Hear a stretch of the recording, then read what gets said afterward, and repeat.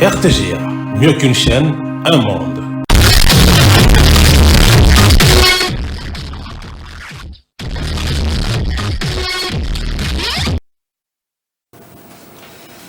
On pourra toujours rencontrer pratiquement une joie pour partager ensemble à travers cette émission socio-culturelle Succès de Stars, c'est tous les samedis à partir de 10h de Kinshasa. Bienvenue à toutes et à tous et merci surtout de faire route ensemble à travers cette émission sur les antennes bien sûr de l'une de chaînes mieux placée dans les girondes médias congolais. Je suis Tony Coco Kuntwala pour vous tenir compagnie depuis Kinshasa, capitale de la République démocratique du Congo. Nous émettons également sur le bouquet Canal Plus au numéro 595.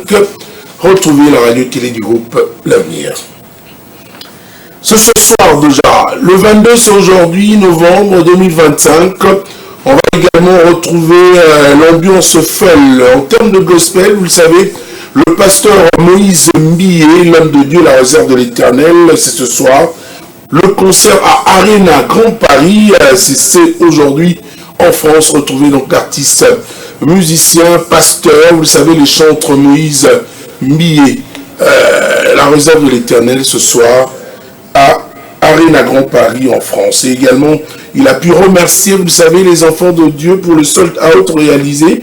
Et puisqu'il a, après avoir épuisé également la catégorie supplémentaire, il dit merci encore et il sera aussi le 13 décembre prochain à l'Olympia de Montréal au Canada. Le 39e anniversaire du groupe Quartier Latin de Koffi Olomide. Mesdames et messieurs, vous le savez, c'est pour le 29 novembre prochain, c'est dans quelques jours, une fête prévue à l'Arena Grand Paris Sud. Koffi Olomide qui invite les mélomanes de la bonne musique. Si vous avez vu la création de ce groupe Quartier Latin International, n'hésitez pas également à faire un tour en France à l'Arena Grand Paris Sud le 29 novembre 2025 pour assister au concert de Koffi Olomide et bien sûr un concert anniversaire Quartier Latin International, 39 ans d'existence. Le 13 décembre, Mamassi nous invite, elle, pratiquement avec Koffi Olomide, le Quartier Latin pour un concert à Genève, bien sûr, en Suisse. Genève Arena, c'est en Suisse. Le 13 décembre prochain, le Quartier Latin et Cindy Lecoeur, bien sûr. Je rappelle que l'artiste musicienne Cindy Lecoeur a lancé un album sur le marché du disque depuis les 11 novembre 2025. L'album s'intitule Supremacy avec Mamassi, l'épouse de Koffi Olomide. Nous allons continuer de parler également du concert de Binafilé qui est prévu pour le 27 décembre prochain. Drangheta qui sera avec son groupe le 27 décembre 2025 avec pratiquement un concert acoustique avec son groupe au Nouveau Casino. C'est le 27 décembre prochain. De Plique, Pomaniance, mesdames et messieurs, beaucoup d'actualités culturelles en général et surtout en particulier musicales. De Plique, Pomaniance, lui c'est le 21 février 2026, mesdames et messieurs, à 19h à Alhambra, Paris. C'est en France avec son groupe à retrouver donc De Plique, Pomaniance. Vous le savez bien sûr, avec son client, musique, Nuance Musique. Donc le 21 février. Plusieurs concerts, on va parler également de Marie-Paul Moitayanvo, c'est pour le 6 décembre prochain au New Casino. Marie-Paul qui sera donc avec son groupe Wengel Paris le 6 décembre prochain à New Casino de Paris, bien sûr. Retrouvez Roi Soleil Marie-Paul. Et le 6 décembre encore, on reste avec la sortie officielle. Il était mon invité la semaine dernière à travers cette émission Succès de Star, Patrick Beckham, qui a lancé son album depuis le 8 novembre dernier, l'album Histoire, et il sera présenté cet album le 6 décembre prochain, mesdames et messieurs, à l'hôtel Memling, au salon Virunga, donc la salle Virunga, si vous voulez bien, salon, pratiquement avec Patrick Beckham pour présenter son album intitulé Histoire. Vous le savez, nous attendons toujours, puisque pratiquement le Stade de France a été annoncé par Fally Ipupa du Cap La Merveille, et le sold out également, peut-être probable encore une deuxième date, troisième également, qui s'annonce peut-être. Nous attendons l'annonce officielle de l'artiste Fally Ipupa du Cap de la Merveille. Félicitations à l'artiste qui fait également la fierté de la République démocratique du Congo en ce moment. Vous le savez, l'art d'Orphée est tellement représenté en Afrique par une grande nation de sport et aussi, vous le savez, une grande nation de football, la République démocratique du Congo. Et le 2 mars 2026, le Stade de France va vibrer. Fally Ipupa va électriser avec F Victime également. Ce sera une fête puisque c'est le 20 ans de sa carrière musicale. Une carrière, je dirais, élogieuse. Félicitations à l'artiste musicien Fally Ipupa et bonne chance, beau vent pour le concert du 2 mars 2026. Je rappelle, c'est au Stade de France. En attendant également l'artiste dont la peau d'un artiste, d'un cinéaste, si vous voulez bien, puisqu'il annonce aussi que déjà il y aura cette image de le film tourné par l'artiste. Et vous aurez toutes ces précisions, puisque c'est déjà le 10 décembre qui va lancer l'avant-scène. Vous aurez donc les premières images, mais en Belgique. Hein. Le 10 décembre, c'est aussi également une journée déclarée internationale pour la déclaration de droits de l'homme. Fally a jugé bon pour également faire preuve du droit de l'homme. On va finir l'actualité ce matin. Nous avons beaucoup d'actualités, mais on va essayer quand même de vous donner d'autres actualités petit à petit à travers cette émission. Mais retenez qu'Héritier Watanabe est très attendu et la team Wata en concert à Kisangani au Congo Palace Gogan qui sera le 28 novembre 2025. Le 29 novembre à partir de 14 h, l'artiste sera en concert populaire à Kisangani, à Boyoma Masolo, ex-Away. Donc, Away qui est pratiquement à Kisangani toujours, le 30 novembre 2025. Héritier Watanabe nous amène encore, monsieur le chanteur, nous donne rendez-vous cette fois-ci à Isiro, en concert VIP à l'espace Étoile Filante, à partir de 18 h. Et le 1er décembre, l'artiste ne croise pas encore ce mars, il sera à partir de 14 h le 1er décembre. Gogan pourra affronter encore le public d'Isiro pour un concert en plein air, mesdames et messieurs, au rond-point Gouvernorat. Et nous allons aussi également vous parler du 6 décembre, il sera à Durba. Héritier Watanabe pour un concert VIP à partir de 18 h. Et le 7 décembre, toujours à Durba, cette fois-ci pour un concert populaire au stade communautaire à partir de 14 h. Voici l'actualité en plus bref, mesdames et messieurs, à travers cette émission Succès de Stars, puisque c'est le rendez-vous du donner et du recevoir. Nous vous retrouvons également pour vous rappeler la semaine prochaine, c'est-à-dire la semaine du 28 au 30 novembre, nous rappelle également, puisqu'aux grands hommes de la patrie reconnaissante, le 28 novembre 1998. Nous anticipons l'actualité, puisque vous savez, c'est ici que vous avez l'habitude de suivre et d'avoir l'information vérifiée et vérifiable. Le 28 novembre 1998, nous avons perdu un grand, c'est l'éléphant de la musique congolaise qui est né, je rappelle, le 30 novembre 1951, décédé le 28 novembre 1998 et arrivé à la date du 30 novembre de ces mois. Vous allez également retrouver le 30 novembre, c'est en 2013, la mort de Rochero Taboulé qui est né, lui, le 13 novembre 1940. On va retrouver pour votre plaisir pratiquement l'image, elle sera peut-être vétuste, les chansons laissées par ces grands, puisque les artistes ne meurent pas grâce à leurs œuvres. On va prendre le temps également de suivre, mesdames et messieurs, Pépé Calé en Pagna et aussi en image Taboulé Rochero pour vous rappeler ces deux grands. Mais en attendant encore une autre actualité, Zaiko Langalanga Kolomboka sera ce soir, mesdames et messieurs, chez Mugila Gila. Retrouvez Zaiko Langalanga avec l'inoxydable Jossar Nyokalongo Vula et le groupe Zaiko Langalanga. Vous savez, Awate, Zaiko, Te, na Congo, c'est Zaiko Mbrousse. C'est d'ailleurs le nouveau titre, vous le savez. Venez mbrousser ce soir chez Mugila Gila, Tantine Guylaine, à Kassavou vers Force, pour vibrer, mbrousser au rythme du groupe Zaiko Langalanga Kolomboka. Pour l'instant, j'en ai la voix qui s'en va, un petit peu pas de santé, mais bon, on vous retrouve avec le courage toujours de retrouver la grande famille de téléspectateurs. Bienvenue. Fiesta réalise toujours un bon pas de bouton qu'il appuie avec plaisir. Liévin Katumba Zoza, Edouard Kazadi, Jérémy Wele, Patou Bonio, Konyoko La Image, toute cette grande équipe, tous les héros du Rhum de Machine, vous remercie de rester fidèle et de renouveler votre confiance à travers cette émission Succès de Star qui vous apporte encore l'actualité, le 2 clips, Pépé Calé et Taboulé. Bienvenue.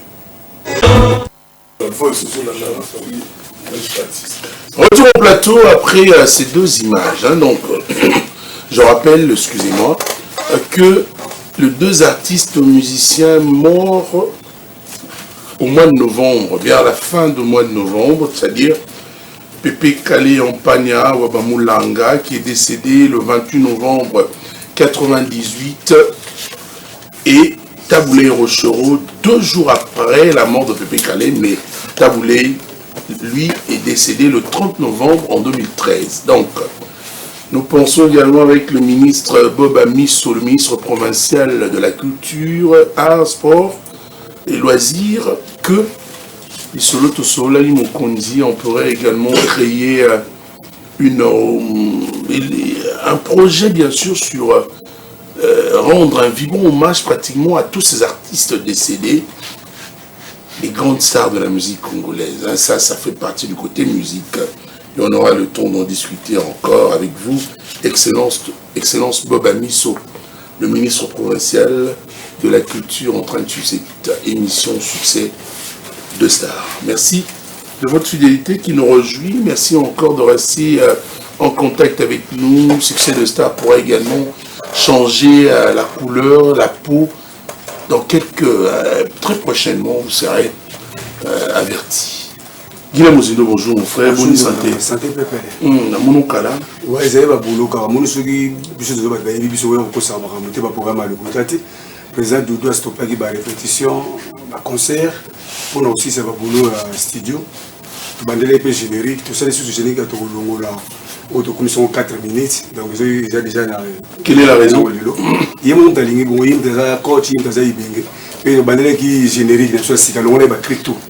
Abinangai ba créer la ligne ensuite dans longo ata ba ba ngoté ba ko ngona ba concert to longo tout ba nesko générique sika to beti on ba blo asiza na 4 na sali o se bi mbongo baki ba mabasela go bana na classe ba bengani o se ya dialogue silela bilisamo moyaye bukana bukakitela na bukataki na kanangri ma chérie je suis tombé amoureux de toi.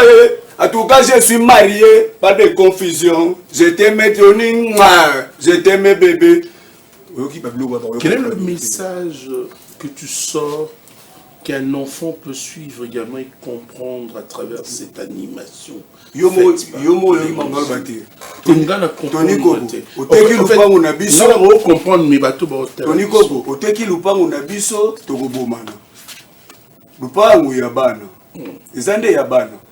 Okopora babloga ba oyo kon calamité ngala za créateur ngama sala ya manwani baketu ba yubilange ngayo ba yakselele bakundila mona nselele nga mama mama ye tokotembola na kata kitambo ngayo siko ngana yesu na biloko so asika o président bilongola ba biloko no so asala asika oseya dialo alobi mbongolo bakibana basela nko bana na classe babengani oseya dialo tinele biso mama yaye bugana bugakwekinanga kanambri bakobina okala mingi te okometoni message de mwana ma chérie je suis tombé amoureux de toi en tout cas je suis marié pas de confusion je t'aime Tony moi je t'aime bisou bakokala mingi te chaque jeudi dozongi na biso na bilifo wana baya bakosepela po deux conseils moto obeta calamité après mon konzi azong sous Paris pour yo Paris ezala mboka na ye asi ça va boulot monsieur vite après azongi ne mais elle bon kaka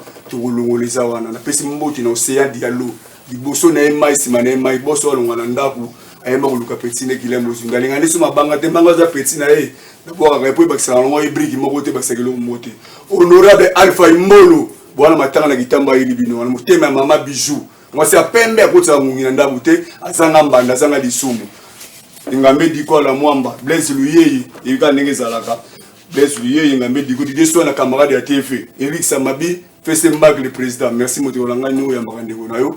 Kazali, mais c'est des autres considérés sur le salon. Sur le tout jeudi, et ça l'a bien. Nous, on a un lobby, les deux communes océans de la lobby. Je suis amoureux de toi. Olingango, yo, ça a na bête de l'eau, écoute, comme la mort. Mais il y a Bindoulé. Oui, Bindoulé, donc il me coach dans la musique. Vous avez ramené à ma cam. Si on doit citer le nom des animateurs au Congo, même pas les anciens ou les nouvelles recrues aujourd'hui ou autres, papa. Faut pas t'en au Guinée Moussi. Merci de vous venir en commun. Le mec qui vient à Bisso, j'en ai la salle à quoi ça, ça va passer bateau fait. Attendez, vous n'avez pas venu, ça rappelle à moi, et mon amour, ça va passer bateau, va bêta camarade, et vient sur quoi ça. You know what t'as rappelé. La table n'a bien pas la mort au bout. C'est à soi, ça va bombo, beaucoup t'en as une conne. Tout peut être l'essentiel. Qui va porter fond à ma part? Ah, ça n'est pas agile de base. Ah bon? Dans un peu sur la île, moi. Comme ça, comme je parle, t'es quand même bonjour. Tu sais, vous savez quoi? Il y a deux fois, j'aime mettre l'ambiance dans l'émission. Hein? Parce que moi, je suis habitué comme ça. Nous sommes on va parler de gens, non, ils ont tant plissé dans moi, ambiance. Parce que hier, bien que nous avons des stress, nous avons tellement stressé, vous ne pouvez pas imaginer. Mais quand je fais mon travail ici, à stress, c'est à la race côté. Parce que hier, nous avons fait pratiquement un plaisir de souhaiter à un monsieur qui a un bon cœur et qui n'hésite pas à venir en aide pour les autres. C'est un jeune, mais il a un cœur pour les autres. Lui, on l'appelle le prix Nobel de la joie. Rodrigue Matende. Rodrigue Matende. Rodrigue Matende. Heureux anniversaire à toi, père. Mon bala maman, Aziza Loukoussa. Bon anniversaire. Bon anniversaire. C'est pas nous l'anniversaire. Merci Matoni. Là, comment on a eu dans été. On a passé bon anniversaire pour nous. Comment on a eu dans été. Merci Manon, on a passé bon anniversaire. Après, couper c'est bon anniversaire. Et là, monsieur Saté. Bonjour mon frère. Bonne santé. Bonjour, my brother Tony Koko Kuntwala. Santé Kitoko par la grâce de Dieu. Et puis Jambo Penaba, je connais surtout. Tout ça na plateau. En tout cas, Tony Koko Kuntwala, bientôt nous avons 70 ans.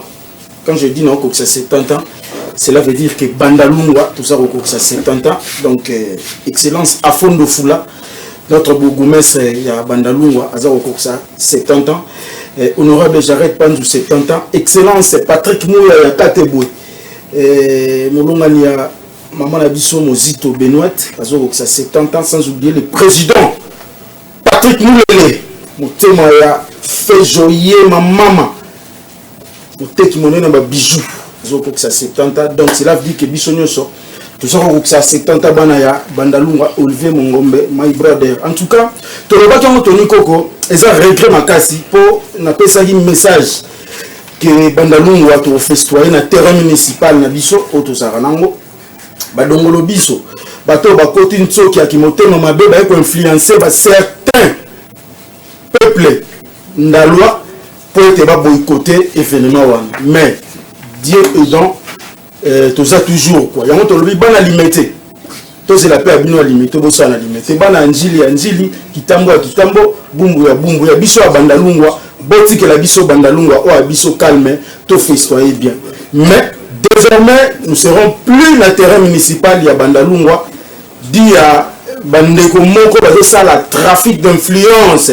La famille à Mokonza Mboka pour te baya ko injonction na bourgmestre pour te tiki la bango itandouana mais to benga déjà likolo balobi baebi bangote mais pour te chambilinga te le 8 eza lobi awa biso to kena biso na terrain adi na bandalungwa référence Joëlitain et sika autre sala mayanga niya 70 ans ya commune ya bandalungwa programme ezali boto kotambola ba différents ronds-points surtout ya commune na ba quartier nyonso auto yebi rond-point Beverly esika bandalungwa esalema na 8 décembre ba rond-point Luputa ba rond-point ya excellence Fati kota Gimbondo ça dit côté wana nyonso tout to kotambola pour être to fongola champagne na makasi toujours ya excellence à fond de Fula Ozali coordonnateur principal il y a 70 ans ya bandalungwa et puis sauf imprévu le bas programme ya Mokonza Mboka ba modifier mon mukie yemoko asengaki aza la prison le 8 décembre parce que excellence Fachi Beto azali mwana ya bandalungwa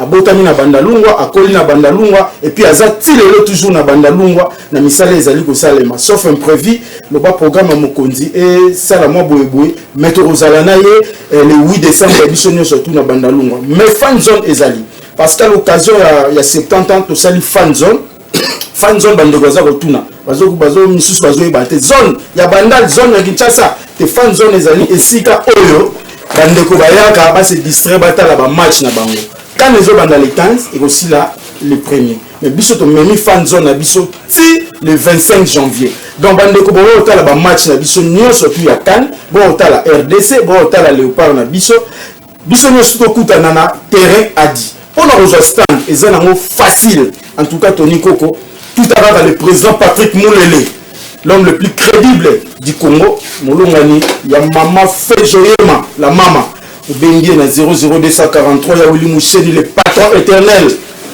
89 32 93 202 soit au Bengue Alain Six Ngotobobo na 082 71 19 070 ce qui peut merci allô na bango tangami ozungai na 09 90 699 842 okozwangai et puis musala et ozala malamu juste stand na yo po teka boyebika Patrick Moulele yé déjà à beta ikao na ba kermesse bimi champion ya Gombe donc yende mukolo masolo ya ba kermesse na Congo mobimba merci pourquoi na bosu ki Tony Koko solo asuka ezali culture avoir toujours que ça 10 ans na ki Guillermo Singa lobali pour na trophée population de mtaye ba reçoit décision Tony Koko reçoit 4 plus de 4 fois trophée qui tire avoir ils aranga ité ils aranga peuple congolais il y a mon réalisateur aussi qui a été parmi Fiesta Moupe azoba trophée ils aranga ité za peuple salam malamu to côté on a kati affiché et puis population au balingara yo ba voter ça c'est une réponse du berger à la bergère hein? Toujours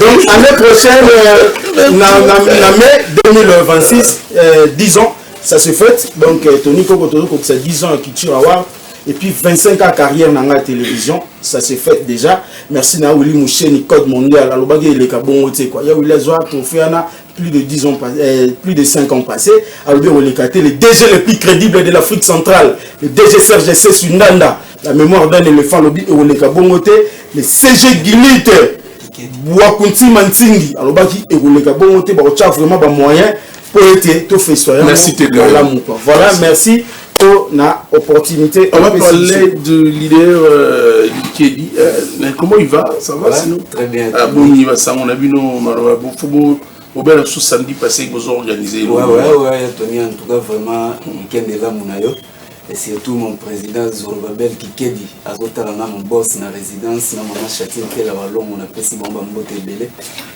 Tony événement za moko il y a le 20 décembre le 20 décembre oyo tozana mo bangé na spectacle na Tséléona d'Aipen na école Le Paradis donc il est 20 oyo na bengisi vraiment ba fanatique na biso nyonso o balingaka rénover Kikedi balingaka ye moko liboso mundu ki fomo etontoma boya on a le 20 décembre et surtout billet déjà ils ont été comme boya na siège na biso so ou soit bobengi biso na numéro 09 85 86 34 53 donc événement za moko et surtout les sous na leki tozana mo bangé na événement match moko à loisir le 7 décembre wana na Petro Congo bana masina bana changu les amis de Ordi Mambo une occasion il y a anniversaire naé à organiser match moko à loisir surtout Rodrigue Matende moko le prix Nobel de la joie yepa ozalawana donc mobile ya bato aziz alukosa donc Ordi Mambo a organisé match à loisir les amis de Ordi Mambo na rénové Kikedi dimanche il y a le 7 boya pena bana changu Petro Congo tozalawana et osala biso bien et surtout les sous ya Tony tozana événement moko na 2026 c'est 30 ans de carrière il y a leader na biso na 16 ans na biso il y a chaîne na biso to les CBS dans les 31 mars ozo bongisa mo bangé na événement 30 ans de carrière il y a leader et surtout na monopoliser parole te ba répétition na biso Osani na monopoliser parole te pardon là c'est la bref là c'est pas on a talent artiste musicien nous en au côté tozala mboka moko ti Tony et kabola biso kaka là on a salué on a dérangé ça na l'autre Merci beaucoup de venir avec plaisir. Pour 30 ans de carrière d'ailleurs de votre leader. Que j'ai vu de temps en temps à Zorabatofé, pas en Pamba. Il n'a pas été quand même à Zorabatofé. Parce qu'il fait bien son boulot. Et aussi pour CBS, bon, c'est la chaîne qui m'a vu commencer. Donc, c'est aussi une bonne chose. Merci les personnes motivées. En tout cas, vraiment, l'honorable Lumière et qui colle mon abumbo, Richard, honorable Nabiso, proche de Nana Peuple Nae, en tout cas, mon lobby Nabiso et Tchang. Honorable Napesio Bambote. D'abord, ça dit Guillemot Daboymo ne tombera jamais vu dans la 4 saisons. Lili Kabelo, Lelo déjà promotion. D'abord, c'est Jonas Coup de Gaz TV, Moutounanga, couple Bolome, Jires Bolome, il y a Alice Mouya. D'abord, c'était Barry Toukoulou, Gaz na Gaz. Mon DJ Lyon, bon séjour Libanda, Pasteur Maurice Kabamou. Pour monopoliser ton urbain. Pardon?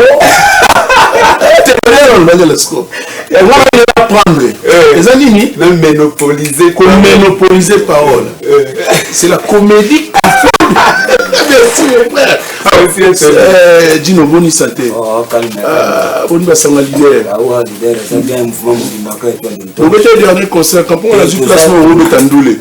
Oui, mais tout ça, la chambre déjà lobby. Bon, la chambre. Lobby, la chambre, même à marché de la liberté. On faut profiler sous beaucoup de sous-côté, espace boss au trait, on a Minata.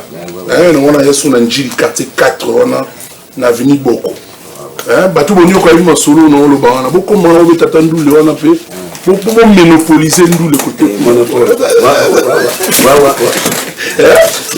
Allez-y. Lobby, où il y a pas de temps, je fais ça. Je suis lobby dans la chambre. Le limite, on va faire une ça, on va te dire. Plein dans ces babou quand on m'a couru. On dit le message va plein. Lobby, il y a des bébés, lobby, dans la chambre, on dit ici, péchant, tu mets dans la vie au pays. So c'est ni peu banzé va tout to beta la biso peut toi tout va la biso mais maram chanter la pratique mouya pe comme on presque jusqu'à la fin de balobara so moni masa to beta bon qui na kasi ya ba c'est que na kasi chantier ba ça kasi mesure ma pro boza na bino calme mais bana kini boza calme to beta no nzembo ya pratique mouya rumba wana ndeka to beta ipeshanga ni ko la pipa peshanga zo leka partout na kini mais nzembo mouya to mati so niveau ya champ beaucoup c'est pela de tozo yemba ya blague Manchester City la congolaise toi de litonge balela biso trop ba fanatique na biso ba fanatique na ngabilo la musinga na tongo na fazer pena ba kotelinga la paille ko ba musanga la parler plutôt tout le fait que des succès de star yango petit na ngai Lazare yo molo boso ku fo la muka je ça c'est ku ça yo puis petit bisi bena 10 000 pour pesa pena ya mi ah non c'est il a eu merci il est où on a été on a vu l'équipe pour le bien fait mais ali bani le bien au sakalate d'accord toujours moi base na ngai il peine ba soutenir ngai première ligue Coco Chanel Kalu yo za mpanzi avec Bertrand tout c'est bon maçon bala te balo ba biso moni maçon so beta boki na kata bara c'est que na kata chantier ba saka sembe ce zogi makolo donc c'est le ballon à Ibi. Merci beaucoup. On va parler d'Ambassi Bourgeois, le faiseur de stars. KBG lycée qui bonjour.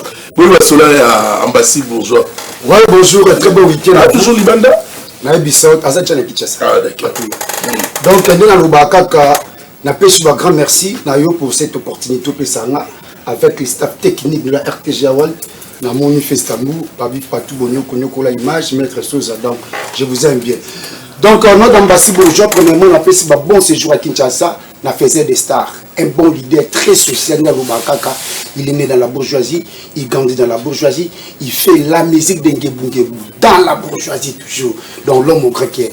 Donc, avant de commencer, on a fait un bon week-end place à Zali, et je présente encore mes joyeux anniversaires, un bon tonton. Mais c'est très social parce que parmi les ambassadeurs, tu as un bateau dans une bonne manière et un social. Je présente mes joyeux anniversaires au super patron Rodrigue Matende, le prix Nobel de la joie. Il faut ajouter l'homme de parole. L'homme de parole. Donc, Motomoïne, Namakanesi, les Alémandélé. Il promet, il réalise. Rodrigue Matende, le prix Nobel de la joie, le cœur de Maman Zizalukoussa. Je vous présente mes joyeux anniversaires. En ce qui concerne les news, dans Bati Bourgeois Montessoir, donc, tout ça, bel et bien à Kinshasa, a déplacé Moké à Zongi. Sur ces ambassadeurs la musique d'Ambassi Bourgeois, beaucoup de toujours qu'on télécharger et Penabiso à que pourra. On a 4 ans pour se retrouver dans la chanson pour les fractions. On a mis le boss Rodrigue Matende, on a fait anniversaire. Beaucoup retrouver la chanson le col à Dadi, et puis le super beau dé de Nekichiku. Beaucoup retrouver encore en intérieur dans 4 ans qui courra, chanson le col à Corvée, le col au Capi, et puis il y a Papi, Matalatala. Mais sur toutes les plateformes, tout l'arcade qui déjà chanson, puis clip Nabiso, qui tire au nom de Kevin Katumba Escobar, 100 000 bisous. Babi Pesanga bisous, bisous aux alita, maté bisous à l'olemo. Donc voilà, vous téléchargez clip Nabiso 100 000 bisous avec Ambassi Bourgeois Moutouchouat. En ce qui concerne notre programme, je crois bien, Banangola Basila qui dit mais la date n'est pas encore confirmée. En tant que les porte-parole des ambassadeurs, tant qu'on a besoin, message que vous n'avez pas Ambassi Bourgeois, en tant que les communicateurs, je viendrai vous les communiquer. Mais l'année 2026, ils ont année à prodige la merveille chez les ambassadeurs avec Ambassi Bourgeois. Tout ça, la musique n'a pas un gebungebu, PHI, tout ça, beaucoup plus de avenir. Parce qu'ils travaillent avec les leaders comme Ambassi Bourgeois, il faut envisager tout à venir. Ça n'a pas qu'à gentillo, ça là, vous mettez bon, tout dans un souci. Merci.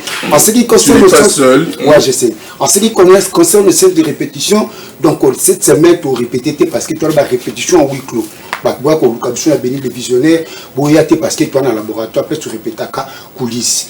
Bah, tu vas bien trop, quand tu as pour intégrer orchestre Ambassi Bourgeois les ambassadeurs. Pour vous en avez beaucoup de battu à ciment, bas chanteurs, bas danseurs, bas danseuses. Les ambassadeurs, Ambassi Bourgeois font une grande maçon cœur, sur une bocota, boya, batouebiko yemba, oebiko bina, obetaka guitare, obetaka basse, obetaka synthé, yakawana to benga biso na numéro 5G. Merci. Vous n'allez jamais dessus. Pour être bref, je dirais ceci, la musique congolaise est non. Et c'est non, c'est Ambassi Bourgeois, bon, tout qui s'est vivre avec les gens dans la société. Très bon week-end, on va se soutenir. On a fait joyeux anniversaire à Rodrigue Matende, le prix Nobel de la joie, le cœur de maman Aziz Aloukou-Sa. Je salue à tous Amouta, Anya Kadoula et Lalaté. Très bon week-end à son excellence, Guy Luano Moyo, le cœur de maman Déborah avec la Fondation Udal. Je remercie l'aigle Dodi Bote Carlo, wana cordon à Debou Kaoka. Vous pensez dans le Djogo Song, Zalaka on a parce que cordon Dodi Bote Carlo, Moussa Rosa, Zobi qui s'appelle Batou, Zamba Zanane. Je remercie les boss papier et tout Mathieu à Barbe Blanche Natura. Pour la Roussou qui ça, la patronne Mimi Beauté, il y a la petite sœur Nana, Iwo le Ketchuk Bafana. Pour tout contact, sur le plus 243, 81, 50, 87, 280, Yaouli Mouchel, Boss Papi et tout Mathieu. Voilà, il faut rappeler également qu'il y a aussi Light Bouya, PCA, le citoyen du monde, qui est en train de suivre cette émission comme tout le samedi. Light Bouya, que je salue avec plaisir. Hein. Et encore une fois, l'anniversaire de Rodrigue Matende qui continue. Le bon cœur qu'il a, il nous ramène à rappeler encore heureux anniversaire à toi, mon voilà maman Aziza Loukoussa. Grande sœur Yasmine Loukoussa, voilà. Maman, madame Matende, je vous salue. Aziza Loukoussa. Zikoye Mbatamon, qui pour Rodrigue Matende, Rodrigue Matende, prix Nobel de la joie. Tolobini, tout Gatamwa. Bamote na boss, moto musuka Ambassi Bourgeois. Soki ozangi te Rodrigue pilolio zoyoka feti te eza matanga ya moto olingaki. Soki ozangi te Rodrigue pilolio zoyoka mawa na ngai eza matanga ye butwa lelo eza matanga ye kolela na ngai eza matanga ye. Soki ozangi te Rodrigue pilolio zoyoka feti te eza matanga ya moto olingaki. Tikose imelo benga gasho bayoka naza mureza bolingwa Nixon boutique Patrick Lokadi. Donc Sokotina Rodrigue Matende. Nzimboleti. Rodrigue Matende. Tikose imelo benga gasho bayoka naza mureza bolingwa Nixon boutique Rodrigue Matende. Les prix Nobel de la joie. Les anniversaires. Heureux anniversaire à toi mon frère. Un homme bien. Donc, merci. merci. Biso balinga mbasi bourgeois beaucoup d'infraction. Vous voyez les alandimbo et Rodrigue Martin. Ah oui, ça va être infraction. C'est une infraction. Donc on a l'impression que gêné on nous modifie on sous la merci Zico, bah tu peux s'embout thérapie. Déjà na peut s'embout, mais surtout déjà programme surtout grand pour lycée qui a lobby. On a peut s'embout na massa na roli mananga na pala talanga mon vieux pichu est là sur Toronto aussi là pour d'ortanga la mulumbe. Merci déjà, il y a tout ni d'autres dans la monde, bientôt là, mon carte m'a collé kota. Oh, bomba papa. Et ndozazati, écoute ndogité. Déjà. Donc dans la monde, n'a pas son botte puis docteur Trésor Makumbu, Julien Awombo, ingénieur Toto Kiambi, rigolez pas créant sous ça là, les ingénieurs les plus célèbres depuis Canada, créant sous ça là, Ali et Salou, n'a pas son botte puis Massa Nanga Joël Alima $100. Mais on fait dire qu'ici c'est bien, mais les banquiers, le DG du Transco, mon papa Sylvain Bilambo, n'a pas su mon beau. C'est dans le tas la 5G. Dans le tas la 5G. Dans le tas la 5G.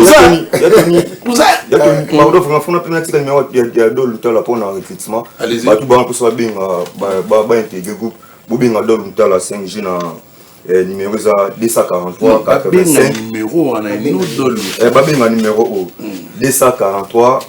Plus 243 85 90 91 967 donc on a là 85 90 91 967 donc ils sont bénis bourgeois bio on a du sozolo baba benga dolu talo ke cousin za bogar ala ta frère ba momio ba no benga yo ana te mera para mo te ba no déranger on a fait ton bon côté ba benga ndé numéro wana ya dolu tala cousin elle ya lingwingi Babi Nicolo Nakin Omatokita, le club le plus puissant actuellement à Kinshasa. Le numéro 1, il y a un club Union Solena Kin. Tout somba, tout défaté, tout soignaté. Les aigles du Congo. Voilà. Les aigles du Congo. Président Mondo, puissant. Normalement pas un entraîneur. Entraîneur. Mais Tony, les aigles du Congo, la Pessimbo de Mekobos, la KPT, KBG Star. Ils puissant mon petit frère international. On a passé un mot. On va parler bien affilé le 27 décembre. Il sera au casino, au Zelae, un nouvel casino. Madame, comment tu as dit, tout déjà c'est bon. Très bien, mademoiselle Malam. Je pose le visa. On a un secret interne, il y a tout le monde qui a 4 mois, il y a bomba, voilà. Si les spectateurs nous sont excellent week-end na banda kuna bango et également nous avons un patron Drangheta Nostradamus le guide Olobi excellent week-end excellence week-end excellent week-end donc voilà tout continue je me corrige voilà et bah bon samedi na ba téléspectateurs nous sont la mission ce moment la pesi bambote na patron nanga le grand maître le marteau piqueur et garçon de qualité, à l'occurrence de monsieur Hig, le marteau piqueur. Le grand maître de la musique congolaise. Il y a Hig Betae. Donc, on a dit déjà, il y a Tony depuis mercredi, donc le grand maître Azadjan Sassa. Donc, bon retour. Ah, où tu nous y as? Donc voilà, et sûrement, il y a aussi une arabe esquisse, vraiment. Et c'est un prévu le 22 Oyo. Nous avons la carte qui est si bon, on va la main conseil les a reporté. On a ouanga, on va bakonzi. Donc si on va passer na maluba, on va appeler ça bana avec kit. Date autre quoi pour tout ces pays ça. Ya Tony, il faut rana il au encore. Tout en mola rana il vient à biso 20 sonné. Nanya mo moral les baby yo. Moral les baby. À au sala 1800 émissions aucun jour le grand maître va na TV pour répondre. Et ce au salanga banda de GBT na poto. Matete beti cette fois-ci qui s'est sous ils ont bêta et ils ont représenté ma commune. Ce que tu appelles la poste appelle ma sina et qui ne bêta. Ce que tu qui s'est sous ils ont bêta mais toi tu na poste appelle ma sina et qui ne bêta surtout quand tu m'appelles et bêta peto yoka. Donc voilà, l'actualité est dominée par le nouveau casino de Paris. Il y a Tony dans qui ça me fait mal au moins on a que mon album là. Il y a ça la promo et la chanson là. Il est là pour parler plus de 90 minutes. Il y a un stade à montre le guide. On m'a dit, on m'a ramené monsieur Igalo. Mais je veux te dire un truc, hein. Ça c'est de l'intelligence congolaise hein, que tu dois adopter. Et il y a des comprendre dans ça la peine qu'il faut pas déstabiliser concert. Tu vas jouer dans des ça. On a le Tu vas focus. On a une focus et les déclarations de Boye attendaient la fin du concert. Quand le concert sera épilogué, revenez pour nous dire en termes de restitution, il y a nous les Bobetaki. Mais ce qui Boye beaucoup côté de la distraction. Tu as vu jouer dans des salamara. Tu as vu d'abord je sais pas. Je sais pas si on va pas prendre le temps. Voilà, tu as joué dans des salamara. Le 27 décembre dans le nouveau casino de Paris avec M. Igbi affilié. Que le concert est à 18h. Voilà 2 heures du temps, il y a concert. Donc on va à 19h et 18h, 21h tout Kati. Donc concert le bien. J'ai vu quelques extraits. Et sur ce, tout il y a plus de 50 billets de Jetikali. Des jeux au monde, on a qui concert tout à fait réussite. Donc merci surtout dans les adorateurs et surtout dans les fanatiques à la bonne musique. Oh bah monsieur y confiance na bango. Et le billet ça se vend à un prix haut. Donc sur le tel billet on a tourné hier on a dit ça. Ils ont pris un techno à 70. Et l'autre on a pris. Et on a pris un itel à 70. On a dit ça. On a pris nini techno. Sur Yesu qui tient itel à 70. Voilà minga voilà donc toujours répéter à bon chaque terme de conseil après nous aller c'est petit kalomba loba oba loba. Et bon zélandi événement les kanango pour nous sur chabato la pression sur. Donc toujours répéter à bon chaque jeudi na espace Gilles leader la maintenir donc ma répétition la mission nyonso. Merci. Donc mingi information on va saluer nono qui souhaite nous deux. Na pesi ba mbote bongo na ya nono qui souhaite na aéroport Angili agence KKN service. Je veux t'aider là pas tout bonio pour alobi boy. To pesa ba mbote bongo na espace Boss Audrey Aminata. Ils ont na commune Angili 4 na veni Boko. Voilà. Gilles quartier 4. Gilles quartier 4 na veni Boko. Donc wale za bongo ya pas tout bonio ko na pesi ba mbote bongo na Bobemboba. La camp du chef, donc na pesi bambote na Yabrino Lubika, l'argent propre. Na pesi bambote na Koda Mboga ya Willy Moucheni. Il sera le seul unique. Na pesi bambote bongo na Serge Makila, les dragons de la monnaie. Et na pesi bambote na Junior Leseke Kwata Maja ya maman na Sine. Joyeux anniversaire na maman na biso. Tomo sanate, na moni au bois rappelé le boss Pablo Kini toujours. Dispatchante Pablo Kini. Oh, tozana oh déclarant toi Ranega moko. Ça c'est vraiment bien. Entier et na tiki ba na bosanité bongo na Patrick Katema Zambé à passeport et na pesi bambote bongo na ya héritier Vuki dans la crèche na pesi bambote na ya Odilo Mampuya pona si sabongo na vie na nga beaucoup tampongo bandalunga ne tombera jamais bololo. Merci na. Voilà, on va rappeler également que Odilo Mampuya qui organisait chaque dimanche c'était une journée dominicale chez Odilo Mampuya, exemple à suivre vers Willery à côté en diagonale de INRB. Mais vous savez, désormais, il y a aussi une ambiance qui s'ajoute, elle est folle. C'est le lounge bar, exemple à suivre. Donc, tous les jours, là, tous on a lounge bar, un exemple à suivre. Et pas au Dilon Mampuya, on a Willery, on a, je le précise, la boutique d'habillement, exemple à suivre. Et aussi le lounge bar, exemple à suivre. C'est en diagonale de INRB, mais aussi les papas. Baza Moulongo, mon papa. Sola, c'est ça. Voilà, merci. Odilo Mampuya, garçon capable. Héritier Watanabe, très attendu, je le disais, na Kisangani, il sera également à Durba, avec la team Wata en attendant l'album qui se prépare, l'album du groupe. Nous allons finir ces tours informatifs avec Sapsa. Bonjour, Boni Santé. Oui, santé bien. Bien qu'il y a une forte chaleur ici, vous allez nous en excuser. On a toujours eu de petits problèmes d'électricité avec la SNEL, mais bon, on va trouver une piste de solution. Oui, il faut nous comprendre. Allez-y, ça. Oui. Commence en français. Toujours. Mais la monnaie, comment compliqué. Vraiment, c'est français, c'est pas tonique.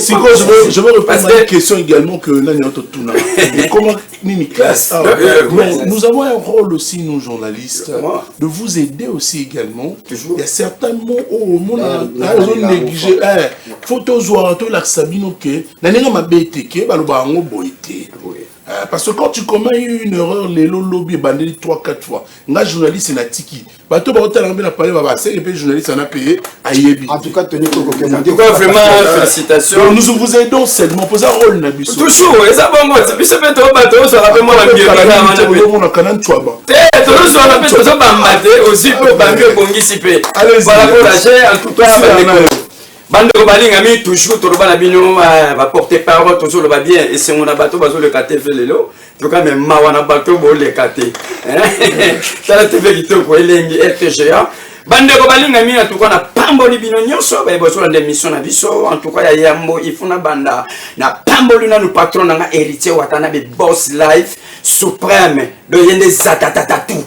Parce que héritier a lampadaire, a suprême, il y a zatatatatou. Donc, tout le zatatatatou, c'est que tout son longo là.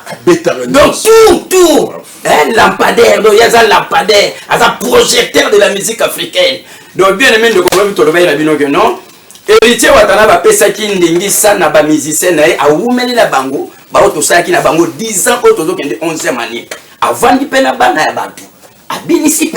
Bana batu avaje pe badi bazo servir par rapport héritier si mon kano mwana na mwana nyonso atsanzimbo album ozo bima ozo na kata studio nango eza album ya groupe ya OK c'est héritier peti ba musicien na ye mutu na moto asala nzembo na ye abeta pe ba musicien orchestre mususu ndenge to mesana po ba musicien na biso ba frappa ka ba musicien orchestre mususu ba la team liwata. Et puis ndeko molinga mingi ya kolobeza te vraiment tolobaki mutu apesa ki bino 48 heures na ba nyos oyo OK c'est héritier azana kata studio lokola la team de watana na dimicité bino bato boza libanda ba OK c'est nyonso to tikeli bino temps bozwa temps na bino bobeta ba conseil net héritier betaka bosala ba voyage net héritier salaka bobeta ba boîte de nuit net héritier salaka mais soki album héritier oya ba musicien bimi nekolanga en tout cas bokolo kan souté parce que sortie officielle wala la tremblement de terre et ko salama sans ça et ko kabonalité ni balé côté mususu okoma makila côté mususu et ko koma pembe elemba mona nzambe bien aimé mutu tout abongama album ba musicien ya orchestre la team de Wata et so bima togo mama so bolie mbaraté mais la team de Wata toujours comme mesana frappe et ko frapper kaka orchestre mususu toujours évangile. Le pena na lalité na butu mo bimande ko molingami esalinga pena passe na kati ya mutema en tout cas nzembo oyo litsa salela biso to la évangile tokotanga na livre ya héritier watana de chapitre na biso ezali chemin de la gloire verset na biso ezali makambo ya monde makambo monde bien aimé de komolingami ezali na kati ya album oyo héritier salela ki chemin de la gloire kasi makambo monde héritier lobi na biso makambo ebele na kati ya nzembo wana tolanda héritier lobaki nini na kati ya nzembo makambo monde corbillard ebeti tono bato bayoki soni ya ebembe na bango po yekwei kasi chauffeur abukani makolo mibale babeti ye karaba afingi ye fonchofa bato mokili bazanga mawe na moma ozolela pasa bolingo bango bazoloba na tindaki yolinga ye bien aimé ndeko molingami tozala makambo ya monde tozala mawa te toni koko tozala mawa te. J'aime bien cette chanson. Oui, en tout cas, merci. Au téléphone pour filmer. Chauffeur et un accident. D7 bato abukani makolo bino bokomi kolanda susu bato abukani makolo bobo zwa bango tia en hôpital bokomi kolanda chauffeur bobeta ye makambo moni to na mawate awo héritier ko ba susu ayo ba biso. Merci, on va se bato basuna yo te poto zala baza capable ya ko financer pour to kabwana tala bien aimé ndeko molinga mi héritier no bina biso ete bato basunga na bolingo te bato basuyo pa bolingo basunga na mutu te biso mi bale mosto ngali soki bolinga ndeko molinga ni ata mutu moko te kwa kota et please mais spona nini ko luka o financer bato wana bakabwana bien aimé ndeko molinga ni biso bato monde o héritier bina biso te ba putain de la terre habitant de la terre tozala na mawa loko le héritier saka na mawa alingaka yala na nzala bato libanda balia. Parce que quand tu prêts avec héritier, parce que héritier il partage une voiture comme un biscuit, il partage l'argent comme un papier. Tout ça là na bolingo, oyo nzembo, oyo héritier mbele biso makambo ya monde. Et que ça malamu, ce que tu suis et sengo, pe comportement. Merci. Oyo héritier salango. En tout cas, merci beaucoup la chanson héritier celle la biso. Merci beaucoup Sab Sab. Je m'y attendais encore que tu dois encore essayer de donner l'actualité, puisqu'il a aussi plusieurs productions scéniques à la province et à Robetana ici, na Kisangani en tout cas. na ici, Robeta peine à Durba. Non, qu'on s'excuse nos témoins, je te dirais seulement que prochainement, il y a la super actualité. Yo pena batika la TV ba 8 points batika la goga na 8 points na tika la télévision ebi donc so yanginda na ba evre oyo biso tozoteya koko yo lobo na wa lukuta na so to compare te mais biso toteya kande ba nzembo oyo héritier dosala. Merci en tout cas vraiment merci pour nous aller grand en tout cas pour nous aller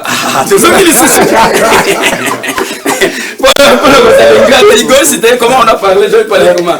Non, on ne va pas penser les t-shirts. Vous comprenez? Donc, en tout cas, pour nous aller gratter, biso to pambolo kaka. Na pamboli tetendai maboko banki, na pamboli Eric Kifuri, na pamboli Pakalingomba, Maître Gege, na pamboli susu Kole iPhone, na pamboli susu Junior Kwata Majali Seke Fula. Prêt attention. Fire disation mais héritier wata puissance. Il a là. On va pas être un grand. On va pas être un grand. Un grand. Surtout, on va pas être ingrat à Fiestambou qui réalise magnifiquement bien cette émission, malgré quelques imperfections qui ne manquent jamais dans la vie, qui est bientôt Ntambou. Ntambou qui fait ça. Alors, 10e. Merci. Alors, le répétition nous avons. Tous en a believe la guitambo Oya, believe qu'on le faut chaque jeudi. Les autres téléspectateurs moi. Donc tous on les déjà la répétition, bah nous les personnes sont locales. Mais ceux qui déposent un peu de bêta gambanda, ceux qui bêta gambondo gama live. Soit que poser de Bibi Binana animation Guilhem Osindo. Le secte du Congo très très fort. Togolongola toujours na système. Togolongola. Retour au plateau après cet élément de le groupe Doudou Kibindanko Igor Haché, c'est son groupe Kibindankoï, Tokolongola c'est le titre. Je rappelle encore que Héritier Watanabe est très attendu à Kisangani et Wata qui sera donc déjà la tournée qui commence à Kisangani pour le 28 novembre. C'est dans quelques jours, le lendemain du 28, donc le 29 novembre à partir de 14h. L'artiste sera en concert populaire à Kisangani, à Boyoma, Masolo, ex-Eway. Et le 28 novembre, il sera au Congo Palace à Kisangani, un concert VIP. Et le 30 novembre, monsieur le chanteur nous donne rendez-vous à Isiro, mesdames et messieurs, en concert VIP à l'espace Étoile Filante à partir de 18h. Le 1er décembre également à 14h. Pour affronter Gogan, le public d'Issiro, pour un concert en plein air au rond-point Gouvernorat. Et le 6 décembre et le 7, donc le 6 d'abord, il sera à Durba pour un concert VIP à partir de 18h. Et le 7 décembre, toujours à Durba, pour un concert populaire au stade communautaire à partir de 14h. Nous saluons avec plaisir le King, on l'appelle le roi Francis Colombo. Le King Francis Colombo qui est en train de nous suivre avec plaisir cette émission Succès de Stars. Alors en parlant de Succès de Stars, nous évoluons également à retrouver plusieurs artistes, mais lui n'est pas artiste, il est, je dirais, le boss du groupe, un big manager du groupe, et ce groupe pratiquement qui est sorti de Kibindankoï, c'est-à-dire quelques éléments, quelques unités du groupe avec les leaders, on l'appelle Arsenal de Stars, hein, c'est le groupe, et lui, il est comme le guide pratiquement à travers ces groupes, Monsieur Scout Malumbo, qui est venu nous voir aujourd'hui pour parler lui-même à la télé. Ça m'étonne également sa présence, pourquoi un spectacle Yomokoye, ou un osai biso album, mais la single est Robima déjà. Si. Alors, Datamou Rataki, il a sorti. Non, c'est le... le 22, c'est le 23. Aujourd'hui, nous sommes le 22. Le 22, donc le demain. 23 à minuit. À minuit. Ouais. Ce qui fera, c'est le 24. Hein. Mais il y a aussi un concert prévu. Dimanche, ça sera le 24. Mais le 23, donc aujourd'hui, vers 23h59 minutes, minuit juste.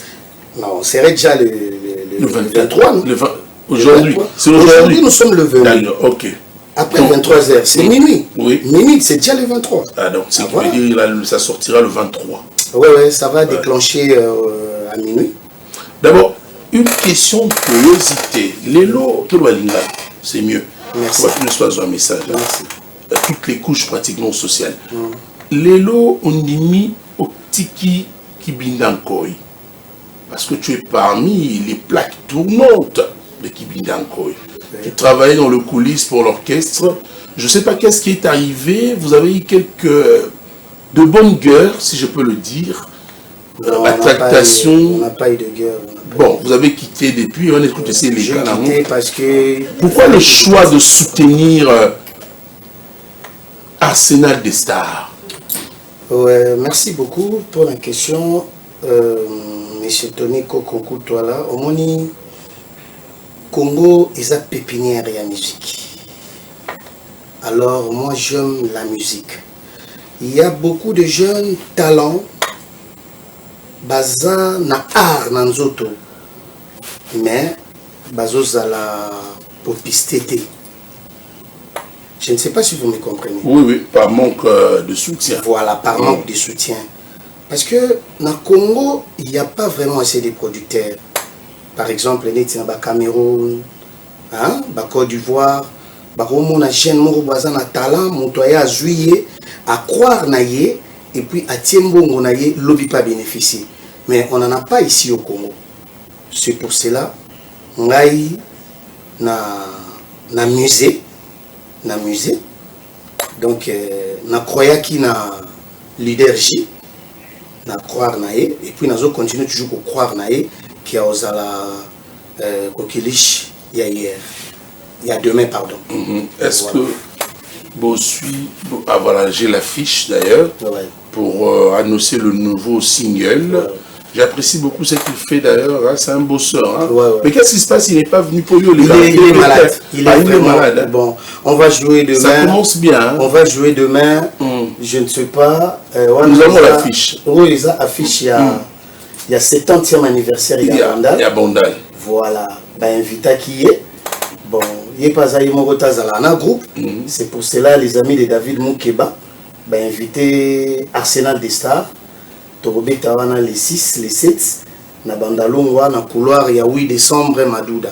Et 8 décembre, comment on appelle ça, à venir, il y a Aigle, Sundi. 8 décembre, Sundi. Donc, podium et aux Alawana, on les a pour les 6 et les 7. Mais on a eu vraiment parce qu'il ne fallait pas y aller qui est dans l'ombre. Mais aujourd'hui, il a fallu qu'on ait les cas parce que je suis parce que le leader est vraiment malade, mais nous souhaitons une bonne guérison. Donc, à part le leader, il n'y a personne qui peut également s'exprimer. En tout cas, les musiciens sont concentrés. On travaille qui coulisse pendant mercredi, jeudi. Bosser trop, il a fallu qu'on ait les gars parce que la minuit, ils ont sorti mondial. Il y a maxi single Nabiso, Arsenal des Stars. Que tu m'avais promis qu'il y a un clip. Oui, un clip. Exclusivement pour la première fois. Ndenge babandara émission ya liboso et pas na yo. Na yé na clip comme ça par votre autorisation. Ce qui vous a même accord n'a rien. Nous sommes toujours au même accord. En fait, c'est le réalisateur qui décide. En fait, hein. C'est lui qui nous dira que je suis prêt. Ou pratiquement que la régie est prête pour nous donner cet élément. C'est lui qui me fera signe. Et alors, bon, il y a un langage. Hein, merci beaucoup. Et puis, on a dans nos clips, il y a générique. Clip, il y a chanson. Il y a Amour sincère. Toyembeli Laetitia Toudilou. Pour votre information, c'est ma petite sœur d'abord. Ah, ok. La femme du sénateur Paul Toudilou, c'est mon beau-frère. Ah, ouais. Bondia. Ça dit tout. Parce que maman, il y a Laetitia Toudilou, à tante Sama. Ok. Voilà. Donc, on a dédié à Amour sincère par rapport à Moussala Makasi, Mobile Nazo Sala na Angola. Autant que mon dans les réseaux sociaux, autant que médaillé et pas le président il y a Angola. Donc ce n'est pas une immense affaire. Pour bas comme un niveau qu'on médaillé donc c'est-à-dire que tu fais de non mais il fait du bon boulot depuis tout dédié à un clip et Oyasima. Paul Toudilou. Voilà. La plateforme Nyon sur tout. Il y a téléchargement. En tout cas vraiment monsieur Tony Koko ça m'a coûté. Ça m'a coûté. na moi motoki na biso muke toza na besoin de promouvoir culture à Mboka pour kende liboso, donc on a vraiment musé. C'est pas facile. Hein? Ce n'est pas facile, je te dis. C'est pas facile, je te dis. Ce que vous avez du domaine, tu vas lâcher. Alors. On a vu la niveau Bébana, Doudou Kibinda. Non, on a été au Bébanati. Il faut pas expliquer à tout bien. On a été au Bébanati. Toi, on attend Bébanapété. Au fait, Nani Guilhem Mozindo. Ndenani Guilhem Mozindo. Ndenani Animateur, le célèbre animateur du groupe. Moi, je ne le connais pas, monsieur. Vous parlez avec un boss. Et puis vous me parlez d'une personne que je ne connais pas. Non, monsieur Tony. Nous sommes quand même des responsables. Il ne faut pas mélanger les torchons et les serviettes. Ça ne marche pas. Ça c'est fort. Hein? Non, ça ne marche pas. Ça c'est fort. Non, ça ne marche pas. Vous parlez avec... Le monsieur qui est devant toi comme ça, c'est responsable. Mais lui également, c'est un responsable. Non, écoutez. Dans la musique, quand un responsable arrive, ça crée également des tractations. Écoutez, s'il vous plaît. Je ne suis pas venu ici pour de blabla. Nous sommes des responsables. Je suis venu passer mon message. Oya Batu, Bavandi Nanda, Bazota Labiso. Oya Moussala Tosalaki. Et comme maintenant prêt. Il faut un banda koleka parce qu'on avait fait sortir de l'argent. Il faut battre Basomba pour que tu récupères. Très bien. Je peux parler. Faisons ensemble. Hein. Oui.